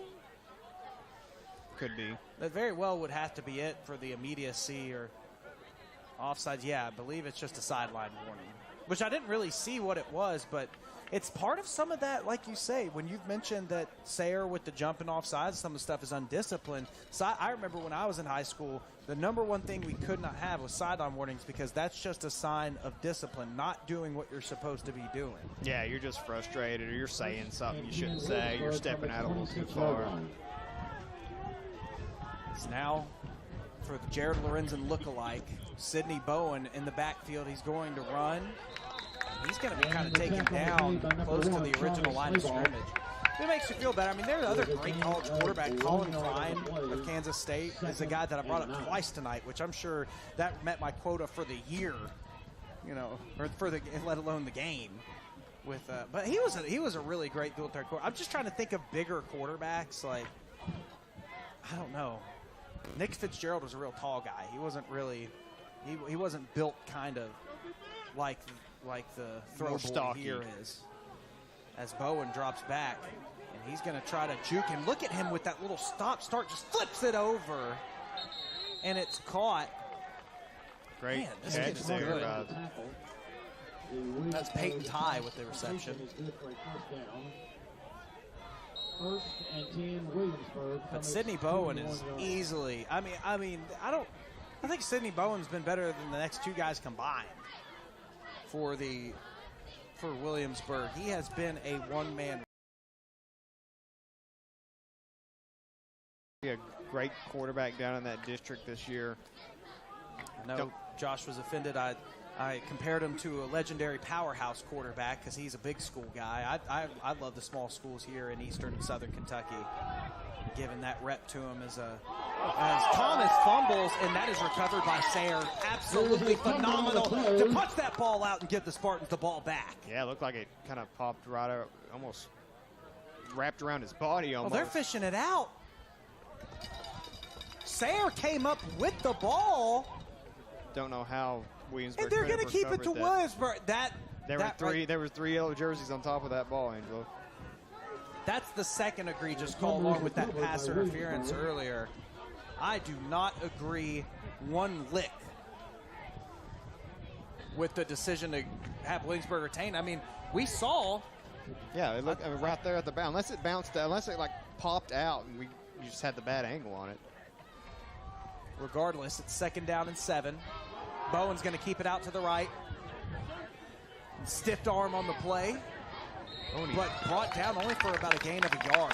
Great defense as this Sayre team is tightening up. Another example of great second-half adjustments by head coach Chad Pennington's football team. And he was trying to go out. It looked like he almost wanted to go out of bounds there for a second, but then kind of cut back in. I think he thought he had a lane to sort of get an extra yard and got smacked right back down. Clock stays going. 3rd and 6. 21-14, 8:31 and counting here in the third quarter. Jackson Stewart running in here real quick, late sub for Sayre. I believe Eli Rogers is finally back. Yeah, he is. And now Bowen's going to pass. Oh, that's holding. And he's going to still get sacked. Sorry, Angelo. Well, you're 100% fine. Any play like that, I would have done the same thing as Camden Stout. Beats the left tackle and is able to bring down Bowen. Held the ball way too long. And he was being held on that. It's a surprise he even got there to Bowen because he was being held. I mean, the official didn't look like he cared to call it, but it didn't matter. Great play by Camden Stout. Just a freshman. This team has so many freshman stars. Cameron Peebler comes onto the field. Yeah, Peebler's starting. Came out. He is starting in place. Go ahead, Josh. You said starting in place. Ben Matheny tonight. Late scratch. Peebler comes onto the field late and forces Chad Pennington to call a timeout. 7:41 left here in the third quarter. 7:41 left here in the third quarter. 21 Sayre, 14 Williamsburg. We'll be back in 1 minute here with Sayre Spartans football. Angelo Carriero, Josh Sports 96. Send your kids back to school with the perfect snack in the back. You're doing great. Mingy beef Jerky. It's all natural, no preservatives, no nitrates, cut from a solid piece of beef. And it comes in a wide variety of flavors. Original, Cajun, garlic and onion, sweet and hot, barbecue. A great snack for the kids. Oh, I thought Mom and Dad, too. And Mingy Beef Jerky is a big supporter of high school sports in Kentucky. Mingy Beef Jerky and MingyBeefJerky.com. Check them out on Facebook and at Mingy Beef Jerky on Twitter. Bud's Gun Shop and Range, Kentucky's largest firearms retailer, has a huge selection of Ruger and other firearms to rent, so you can try before you buy. Our knowledgeable staff will help you find the perfect, rugged, reliable firearm from Ruger, like Precision, Mark IV, and American. We also have beginning firearms classes, corporate team building events, and free seminars. Bud's Gun Shop, Industry Road behind Eastland Shopping Center in Lexington, and inside Uncle Lee's in Greenville, Kentucky. Back here after the punt from Sidney Bowen, a little cat and mouse game by Brock Kaufman with the football. Dangerous game to play. But it'll be 1st and 10 from the 16-yard line of Sayre. And after not being able to do anything after the Caden Jones gain on the first possession, I thought that the defense looked great for Sayre there enforcing their point. Best defensive possession, I would say, so far tonight. Really probably the best defensive possession. Well, probably maybe going back to the Dayton game. I wasn't there. You got to watch that game. I know that was sort of a defensive struggle, that one. I would imagine. Interestingly enough, even in that game, I mean, Dayton held the entire first half in their pocket, just didn't get any points out of it. I mean, that was very solid from Sayre. Slayball comes in motion. Smith's going to get the handoff out of the backfield. He does not get far. You know, we didn't get into it, Angel. This is a Williamsburg team that last year lost on their homecoming to Sayre pretty badly. They're playing with sort of a revenge in mind, coming in and doing the same thing here in Lexington. Last year, Sayre was ranked 4th in that game. Williamsburg was ranked in the top 6. This time, the Yellow Jackets are 10 out of 30 in RPI, 10th ranked team in Class 1A. Sayre's not even in the top half of 1A. Yeah, they're ranked 17th in RPI. Yeah, down there towards the bottom, the top of the bottom half, as it were. 2 wide receivers to the right, 2 to the left. There's Slayball in motion. He gets the little pop pass, and Slayball is going to go to the outside and try to turn that corner. And that's the thing with Charlie is that, and a lot with this offense, Josh, if you don't mind me taking a second, in the Dayton game that you weren't able to attend, I thought you were at a wedding, you were at Mothman. The way that Dayton was going, they would take the short side of the field, put the back in like a pistol, and kind of pitch it backwards and let him angle to the far side. And he had to run longer, but with the angle, he was gaining these ghost yards. Mm-hmm. And it seems like a lot of these plays for Sayre, whenever they do that, except for a couple Travis Smith angles, they're going horizontally. And rarely, if ever, do they get the cut up that they want for big plays. It seems like just that flat horizontal is not working out as much. But when you got Kaufman and Slayball, it's good. There's a screen pass out to Kaufman. Kaufman's going to turn straight upfield, and he's going to bulldoze his way to a first down. Yeah, you're talking about the angles, hard to see. I wasn't sure he got there. If they're going to call it. Yeah, see, this is where my angles are good. I'm going to be relying on you later. Remember earlier, I thought that I was 5 yards off on a play that was right in front of me because of angles. Yeah, people, we were talking about this too at halftime. I'm used to seeing football, watching, covering games from the field. It is a lot different being up here in the box. Talking about angles and not about Kurt, that's for sure. As we've got 2 wide receivers to the right, 2 bunched up to the left, Pennington and shotgun. And it's a quick slant out to Kaufman, and Kaufman can't juke, but he gets the first down after gaining a first down for the team. Brock Kaufman carrying this offense on his back. Hard to juke when you got 3 guys kind of, you catch the ball right there in the middle of the zone, and they all kind of triangulate on you. They're just heat seeking at that point. Call their defense Bermuda on that one. 5-10 and counting here. 21-14. Sayre leads over Williamsburg here in the third quarter. Sayre been in control for a lot of this game. Now that's the kind of pun I can get behind. A nice scientific conspiracy pun. Also just a real place as well. So they say. 2 wide receivers to the right, 1 to the left, back in the backfield. And Caden Jones will get the handoff, and he's able to find his way through the holes. Almost got the ball stripped from him, but did a good job of keeping on there. Yeah, I'd still like to see some more touches with Jones here in the second half. kind of shut out in the first half. Kind of be like the kid last week. Do you remember his name? Jaden? Was it Jaden? Ivy? No, that's an Detroit NBA Pistons player. Point guard. Ward. It was Jaden Ward. Jaden Now, Ivy. if Jaden Ivy was out there for Sayre, Williamsburg wouldn't have a chance. I mean, where were you going to go? You weren't even close. Like Jaden Smith, like Will Smith's son. How many Jadens were we going to get? Jaden Hardy? I mean, like, I don't know what you're going to do. As Pennington rolls out to the right. He tries to look left for Slayball. Two guys all over him, but Pennington's able to escape. Let's see, he's going to decide to run. He's face masked. It's not called. Pennington gets the first down and more. Luke Pennington with the first down signal. Best play Pennington's made in the last couple games for himself. Grown man run there and real great awareness. And there are plenty of flags on the field now for the face mask, but Luke got enough yards where it might not matter. Just a great play by Luke. It's going against Sayre. It's going against Sayre? You're kidding me. I'll tell you what, the officiating ever since that pass interference called earlier has been terrible. Terrible against Sayre. They missed what they called, Angel. Offsetting penalties, of course. Wow. Of course. 2nd and 5. Not a fan. Yeah, no,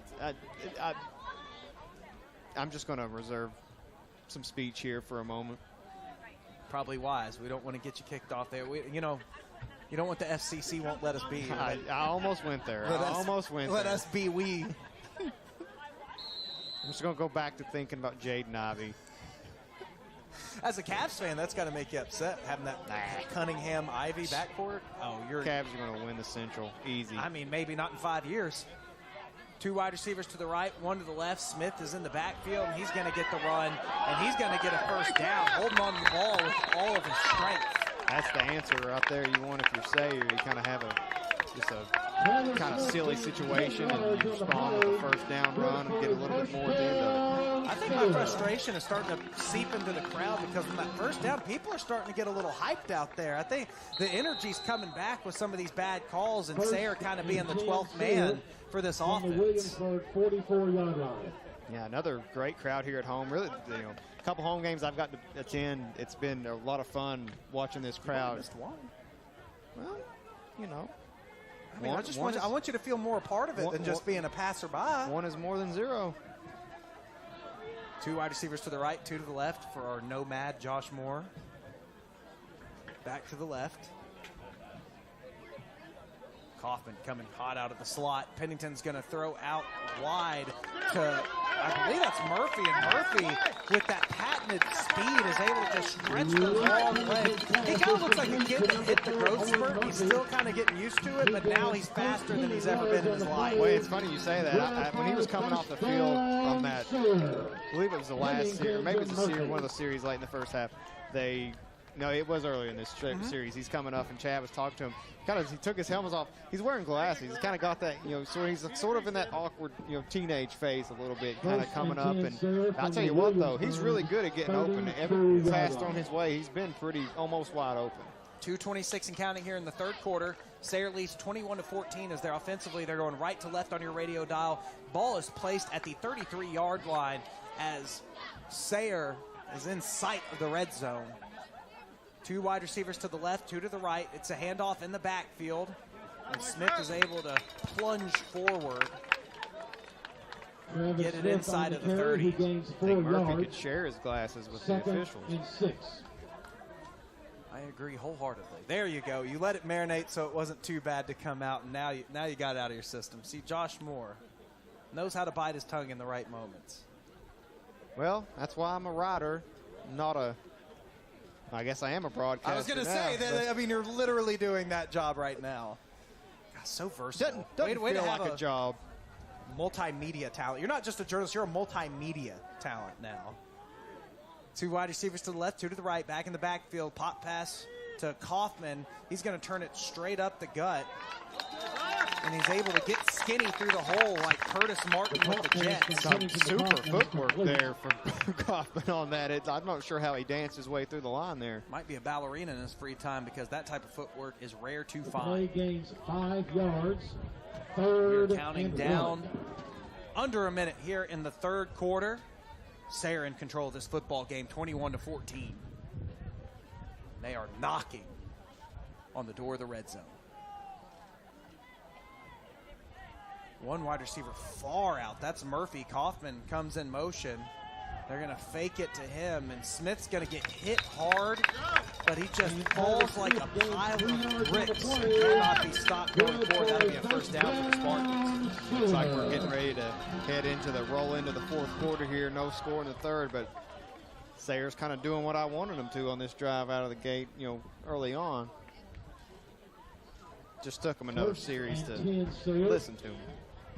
And they listen to Josh Moore as everybody else here in Central Kentucky and all across Kentucky when he was a rider. More read than listened, but all the same.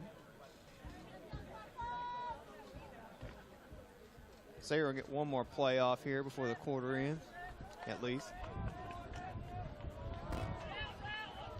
We have 6 seconds and counting. Slayball comes in motion.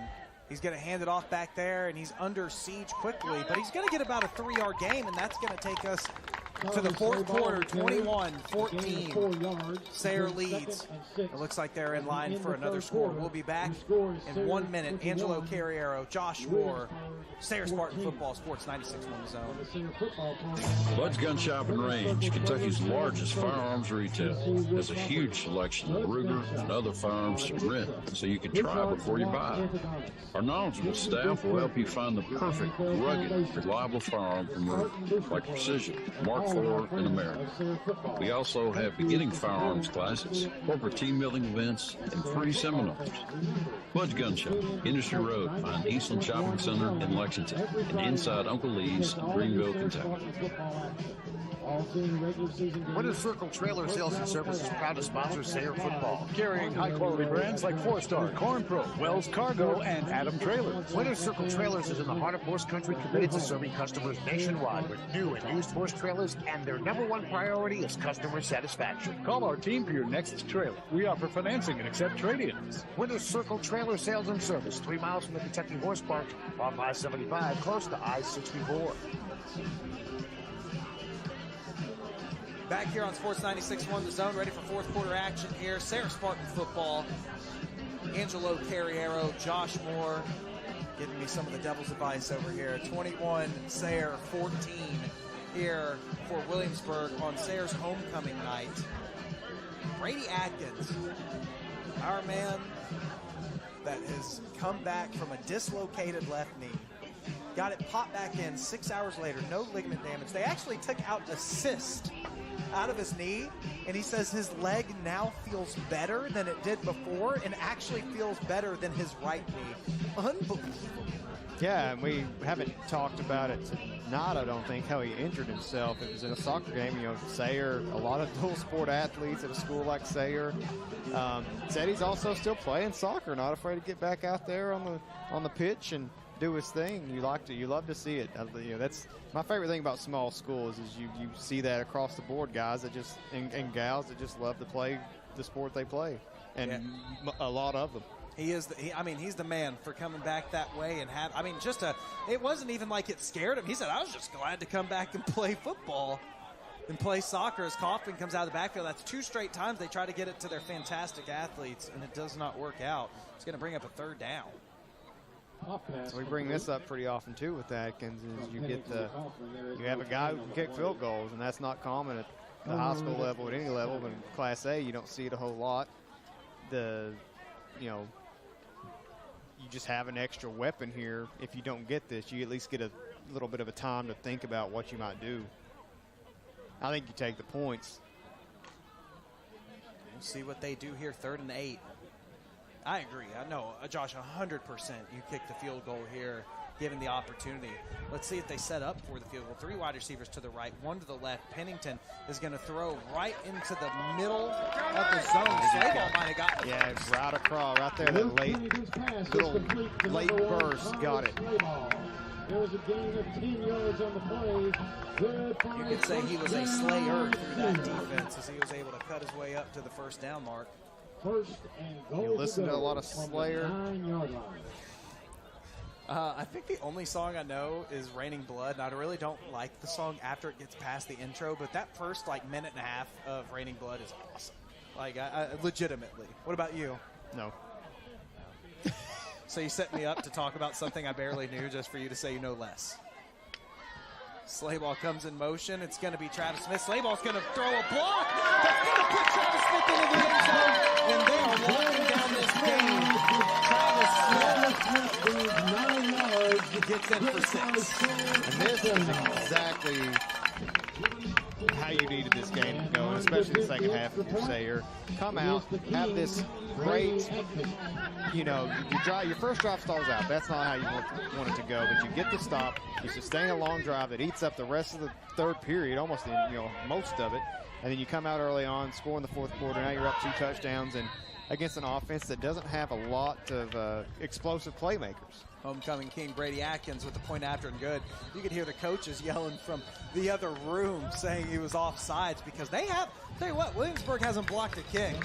But they have screaming off of the right side, or the left side of Sayre's line, right side of Williamsburg's line. But for the 10th team ranked in RPI, I've been told many a times that this schedule, design-wise, is where every game gets harder and harder. I'm not going to lie to you. That Harlan team was something else. This Williamsburg team, Sayre's really been able to corral them, and I think you made a great point, is that they have a similar infrastructure, but Sidney Bowen's kind of a one-man offense. Nobody else is really helping them outside of it. And you could say Harlan, in some ways, was a one-man offense, but they also had, I guess they were really a two-man offense, because Montanaro was did enough to keep you honest.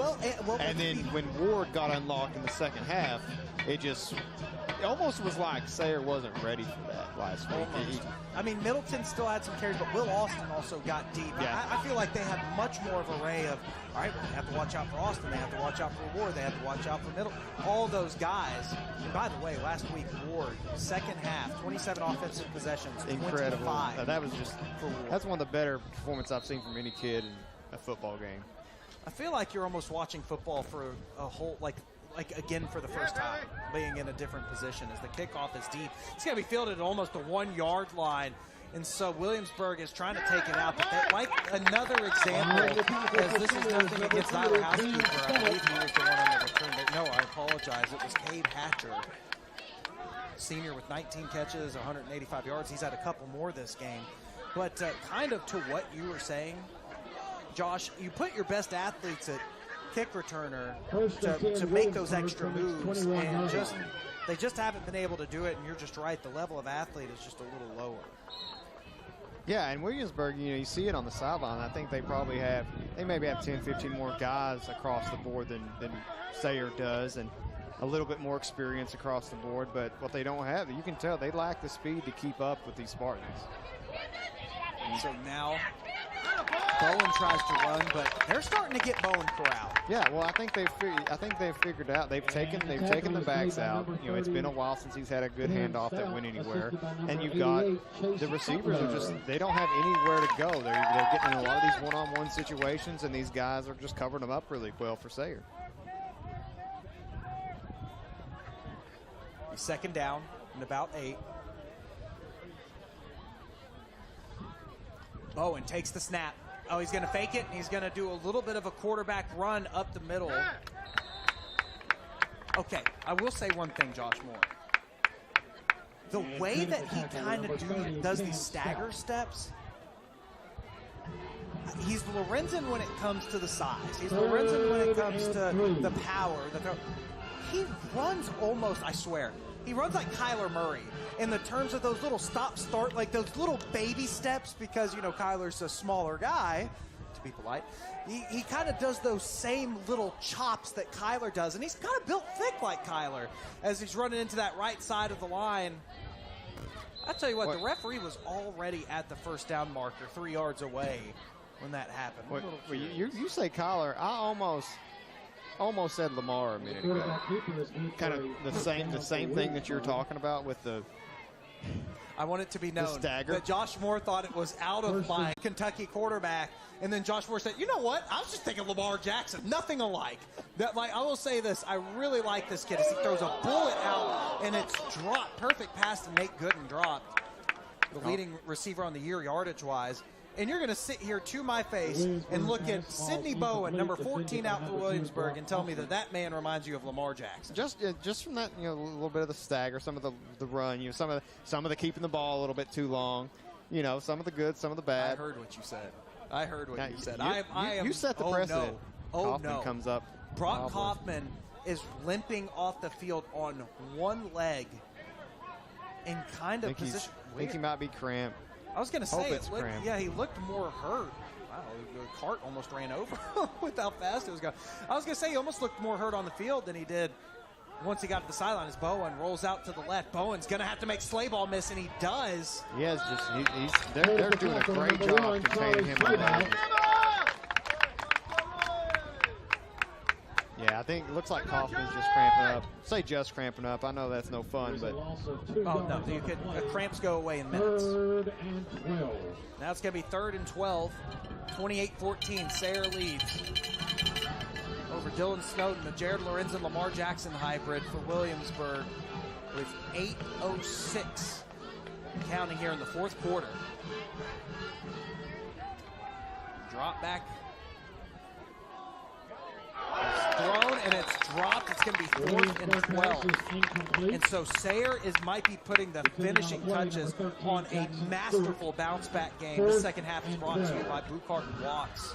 I want to call out, or not call out, but highlight Jackson Stewart. He had great coverage that whole series on the right side for Williamsburg, the right side of their offensive line going against their receiver. A young kid, freshman, and he's just, he had the pressure there on the receiver that caused the drop, but he would have been right there for that tackle in the open field if he'd made the catch. Now Bowen is going to punt it, and there is no one back there to return, and it's going to roll all the way to the 20. I think that it's another flag here on the sideline. At the end where there was no player, Coach Pennington was kind of barking. I wonder if it's going to be against him. He needs one of those. You ever see those real muscly guys that are coach corrallers? Yeah, Jimbo Fisher, the get-back guy. Or Dabo.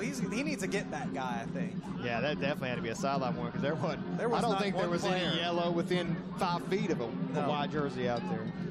Well, it's picked up. Well, it's got placed. I thought it rolled down. It was one of those temporary flags. Yeah. As Sayre comes back onto the field. Second half brought to you by Buchart and Watts. And thank you to Joe Murphy for having the flyover of the military jet earlier. And that's the type of fun and action that you can see here at the Sayre Athletic Complex every Friday night, well, except for when they're on the road, at 7:30. Tickets on sale to the general public. 2 wide receivers to the left. Caden Jones gets the carry out of the backfield. He's going to bounce outside, come back inside. And he's going to get a good gain. He's going to get a gain of 8 there. Yeah, it didn't look like early on in that snap that he was going to get anywhere. He made something a lot out of it, actually.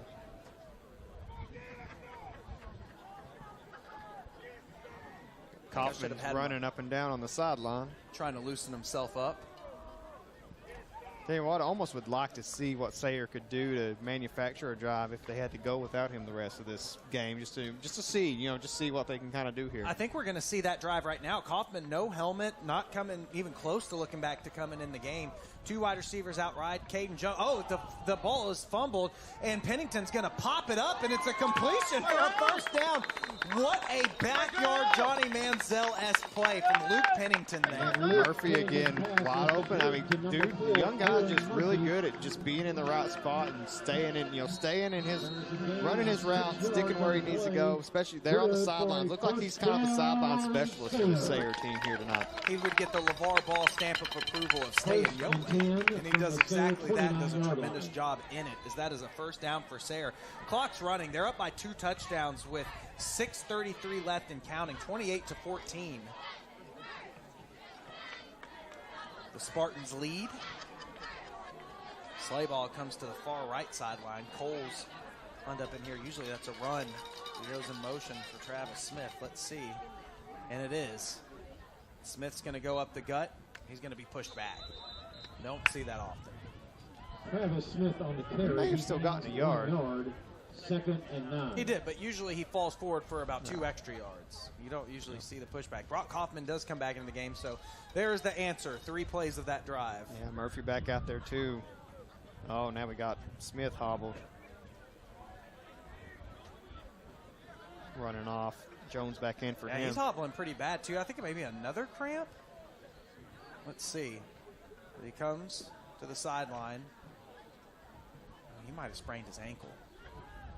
I'm wondering. Yeah, he's getting some help. He's going quick too. He wants to come back in.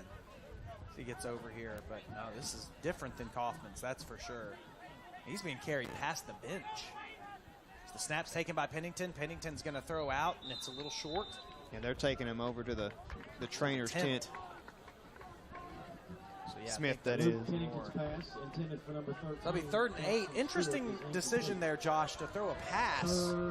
Doesn't seem like that you're a fan of it. No, I mean, not that I'm not a fan of it, you know, because there was a play there. He was open and just kind of it happened too quick. Happened too quick indeed, and that's 5:19. So you could be under 5 minutes right this moment if you would have done another run play. We'll have 2 wide receivers out to the right, 1 to the left as Kaufman comes in motion. Pennington's going to throw it, and that's Kaufman in the slot. He's going to break a tackle and get a first down for the Spartans. Oh, Reliable does it again. I thought for sure that was going to Murphy, but they had Kaufman. I missed the sort of the setup there at the edge. Oh, there's some scrappiness in it. There's a fight that's breaking out right now. Some pushing and shoving. It stopped quickly. Hopefully that doesn't back up the Spartans, No, but I think it's that's going to going be offsetting. They're pointing to each player. That's offsetting penalties. Coach Pennington, he is absolutely livid at Chase Parker getting his chance to come in, and he was not happy. Yeah, Sayre. Chase, the sophomore. I mean, he's still a young kid, hasn't gotten a lot of burn. Chase Parker, on there only 2 tackles, but he's built like a solid kid. Like, he's going to get playing time in the very near future. When you have to, you have to keep your head cool, especially in a game where you're up 2 scores. There's not a lot of time left, but all it takes is one really goofy thing to happen. Let's say this. I think Coach Pennington's probably been more animated tonight than he has been the entire year. This is also his first time in the history of coaching this program has he gotten backlash or flag or any type of pressure after that Harlan game being questioned. He is an ultimate competitor. You don't make the NFL and become the runner-up of the NFL in MVP without having that type of edge to you. And I don't think he's like the question. He barely looked our way, and he loves talking to us before the games. I think he is so locked in as Jones takes the run off the right, but there was just a guy meeting him right off the side of the line. Yeah, you're right, Angelo. He has been incredibly animated. And, you just want to win. You hate regardless of how it transpired last week, that was a game that Sayre could have won, and they didn't. And you had to drive 3 hours to Harlan. Some of us are puking on the way back home. You feel it down into your bones. The fact that you let one get away. And I think it's more not even that. It's just being questioned all week. People questioning you. And as Jones takes the run off the right side again in the same fate, only a gain of about a yard. So it's going to set up 3rd and 8, but the clock will keep running. And again, what are these timeouts being saved for? I'll let you get on this because you were on it earlier. I think Williamsburg thinks these timeouts, once they can cash them in later for a coupon out to the Miss McDonald's as they hit the I-75, because I don't know what they're doing with these timeouts. They're just letting the clock roll. He said it was an easy. I think he thought the trip was so easy he just wanted to experience it back or something, because you're 100% right. This is very odd, the timeout distribution decisions by Coach Heron. Yeah, clock management's not the forte in Williamsburg, it doesn't seem like. Yeah, I think Coach Pennington's been so revered that the first time he's questioned, I think he's ready to put this all to bed. Like you said, ultimate competitor. And there is a timeout taken by Sayre. We're going to take a timeout with them. 30 seconds right back here. Sayre leads 28-14, ball in hand. 3rd and 8 coming up. 3:13 left here in the 4th quarter. Angelo Carriero, Josh Moore on color commentary. This is Sayre Spartan Football Sports, 96.1 Zone. Bod Pizza is the hot new fast casual restaurant where you and your friends can enjoy your very own artisan-style wood-fired pizzas. Made on demand, individually sized, handcrafted hot out of the wood-fired oven. Cheese, yes please. Oregano, no thanks. Select from 40 toppings, 8 sauces, and 8 dressings. Choose one or choose them all. Any toppings, one price. Add a custom salad, hand-spun milkshake, house-made iced tea or lemonade, or local craft beer or wine. You don't have to like the same pizza. Bod Pizza is what you make it. Visit Mod at our Hamburg or Tate's Creek Center locations. We're back here on Sports 96.1 The Zone, and we are trying to figure out the galaxy brain that is the keeping the 3 timeouts for a second consecutive half, and a one where you were down by 7 the last time at the end of the first half. Now you're down by 14 in the second half, and the clock is just, I mean, it's running and running and running. Yeah, it's running. It'd still be running if Sayre hadn't decided to take a breather here to talk about things. I really don't understand. I mean, even, okay, there's 3 minutes left. You're facing 3rd and 8. I mean, I guess maybe you're saving them for this drive. I would say you have to be saving them for the only drive, thing because if you called a timeout after this, what's 2 timeouts going to do you any good anywhere? It's the grouping. But even still, you still need, regardless of where the time.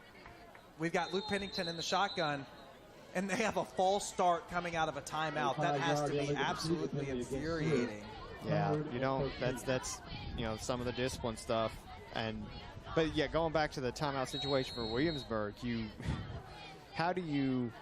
wherever the time comes from, at some point you're going to have to get an onside kick to even have a chance. And I'd rather maybe get the ball back with a little more time when I'm trying to do that. Right. No, 100% agree with you there. Well, they got a 3rd and 14 now, and the clock is stopped, 3:11.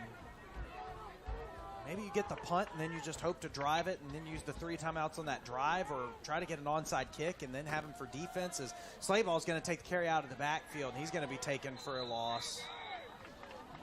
And now I think Williamsburg's taking a timeout. So, I mean, again, at this point, or are they not?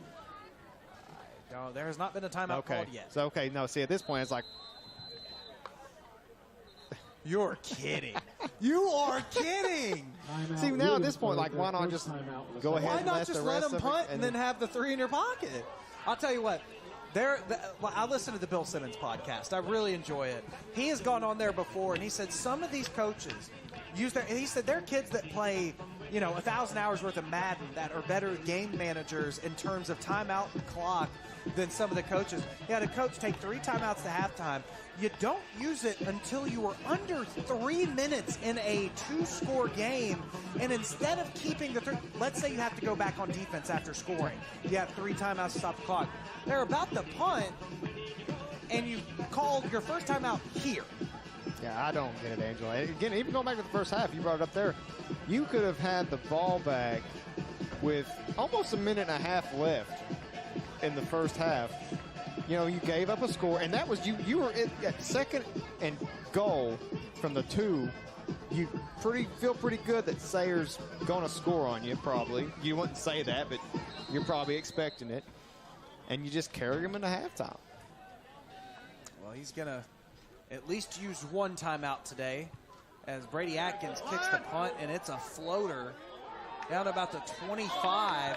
No holding called on the gunner as they try to shake the punt team. He fumbles, and that time it's recovered by Sayre, and now those timeouts, and the Yellow Jackets can go to rest. I bet he'll take them now. Timeout's not going to do you too much good. That's the ball.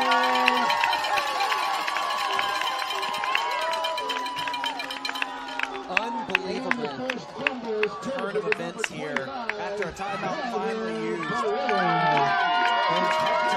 up a little too long. Yeah, thanks for that kid, because he actually had a pretty good return. He fielded it around the 25 and got about 12 yards out of it before he coughed it up.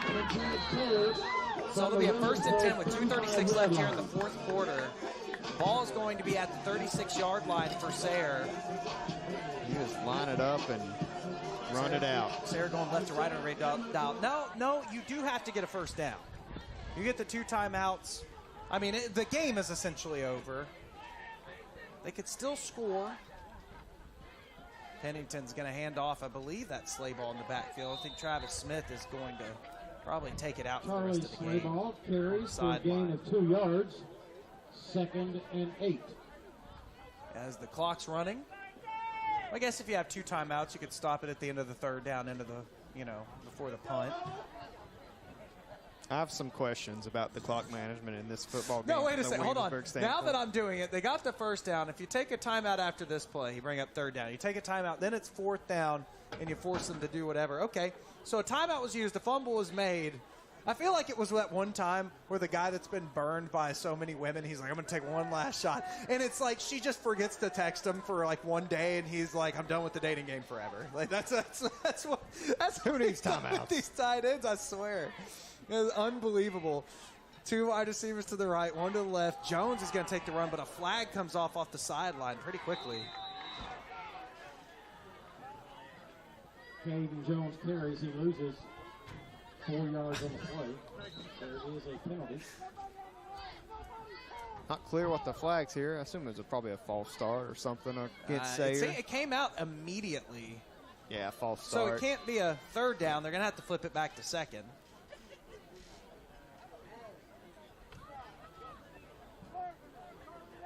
Right? Am I missing something? No, it'll be 3rd and 14 or 3rd and 13. Something like that. Oh, no. I thought we were just joking around about why he wasn't using the timeout on 2nd down, right? So they ran the play that was a false start. So shouldn't it be 2nd down? Oh, yeah. They have 3rd down on the marker. It's supposed to be 2nd down. The run comes out of the backfield, and that sleigh ball. It's going to be irrelevant. Oh, he's going to get the first down.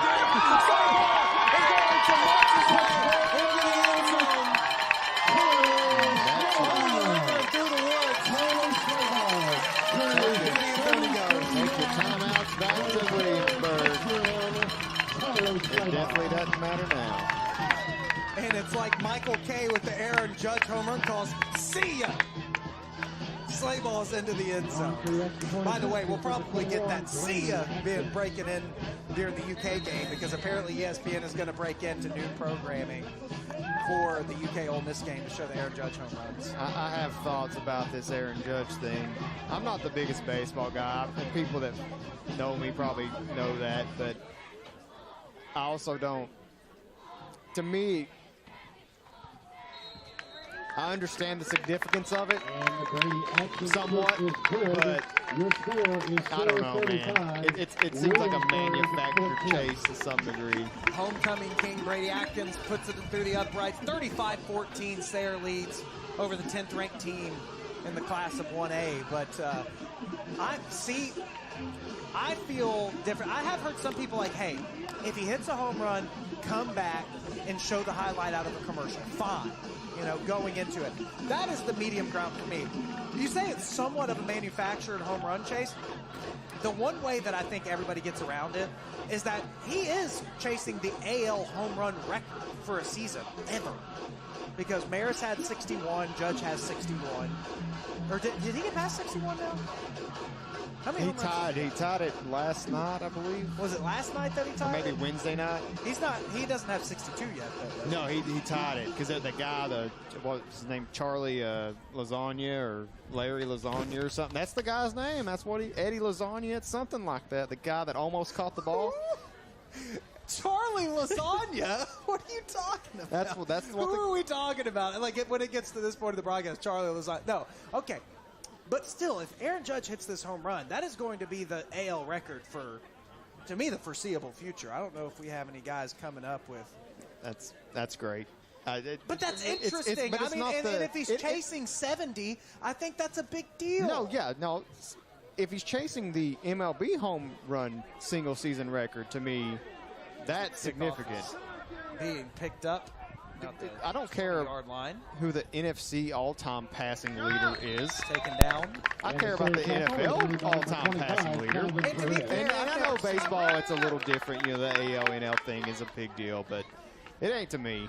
Well, we don't get break-in. But here's the thing. The difference is, I guess, is that, one, it's on the ESPN family of networks, so obviously they're going to want to cross-promote their material. Number two, baseball's so long, it plays in any other seasons. You'd be like, well, did we get a break-in for Peyton Manning's 55th touchdown? Like when he said, and it's like, that's all we're watching. There's nothing else. What are you going to break into? A World Series of Poker match to show it? Like, no, like it's like we're watching the Peyton Manning game as the throw is towards the sideline. It's going to be a first down for Williamsburg as we tick under 1 minute. But and then I'm thinking about it too, like, well, nobody broke into Steph Curry, you know, making the all-time NBA three-pointer record. But it's like, what else was going on? Hockey? And if it was on ESPN and there was a hockey game on ESPN, I would almost say that it probably would have for something like that. You know, LeBron James, if there's a deep ball and it's incomplete, it's going to stop the clock. But I think that if there's a hockey game on ESPN and LeBron is about to break the all-time scoring record, it should be broken into. I think that will probably have a split screen. But I can see what you're saying. It's just the AL record, nothing special to you. And if it was 70, if he was sitting at 73 or 72, now we could see that. That's something that I would be game to watch. Okay, I'm cool with the single season record. That's a different thing. And like I said, I've already gone to the middle where it's like I would rather just see the highlight coming back and maybe even playing it like it's live, just breaking back in. He said just moments ago or something. Unless you're on Twitter. Yeah, or even if it's like a just moments ago and it's like Aaron Judge staying at the plate, say a number, you know, whatever. I would love that. Yeah, I mean, and there's something fun. I mean, there is something fun about it. It's different. So there's an element of it's just something different. Mm-hmm. But I don't know. To me, I guess baseball fans care about that AL-NL distinction in a way that I just don't. I think it's more or less just a way to make it feel bigger. I think, honestly, a lot of it is Sidney Bowden's going to come out. Bowden's going to come out of the backfield, and he's going to chop his feet, and he's not going to be caught as he's going to run into the end zone. So he's going to score one last touchdown, 22 seconds left. As a complaint for block in the back comes from the coaches section, and I got to say, Sayre hasn't gotten one call like that. Sayre has gotten holding calls. Sayre's gotten personal fouls. Sayre has had stuff go against them.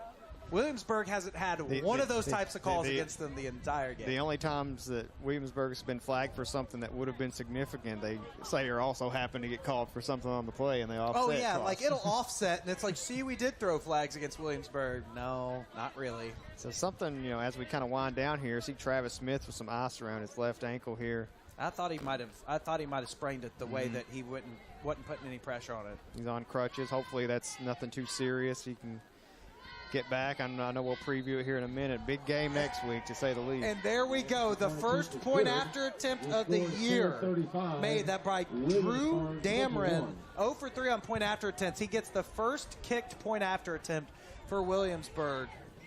And I like that. He did some celebrating. Obviously, they're not going to win this game. They're down 14 with 22 seconds left. But, you know, that's something, you know, going forward for them that they'll be able to build on. You want to see something like that for your kicking game. If you again, use this time in the game to just practice what you can, some situational football. Yeah, and just because you're losing doesn't mean you're not allowed to celebrate. You know, you can't make it like you won the Super Bowl, but there's nothing wrong with taking a little bit away, especially after the second half. Again, Coach Pennington and the Sayre football staff is one of the absolute best programs I've ever seen coming out of second halves.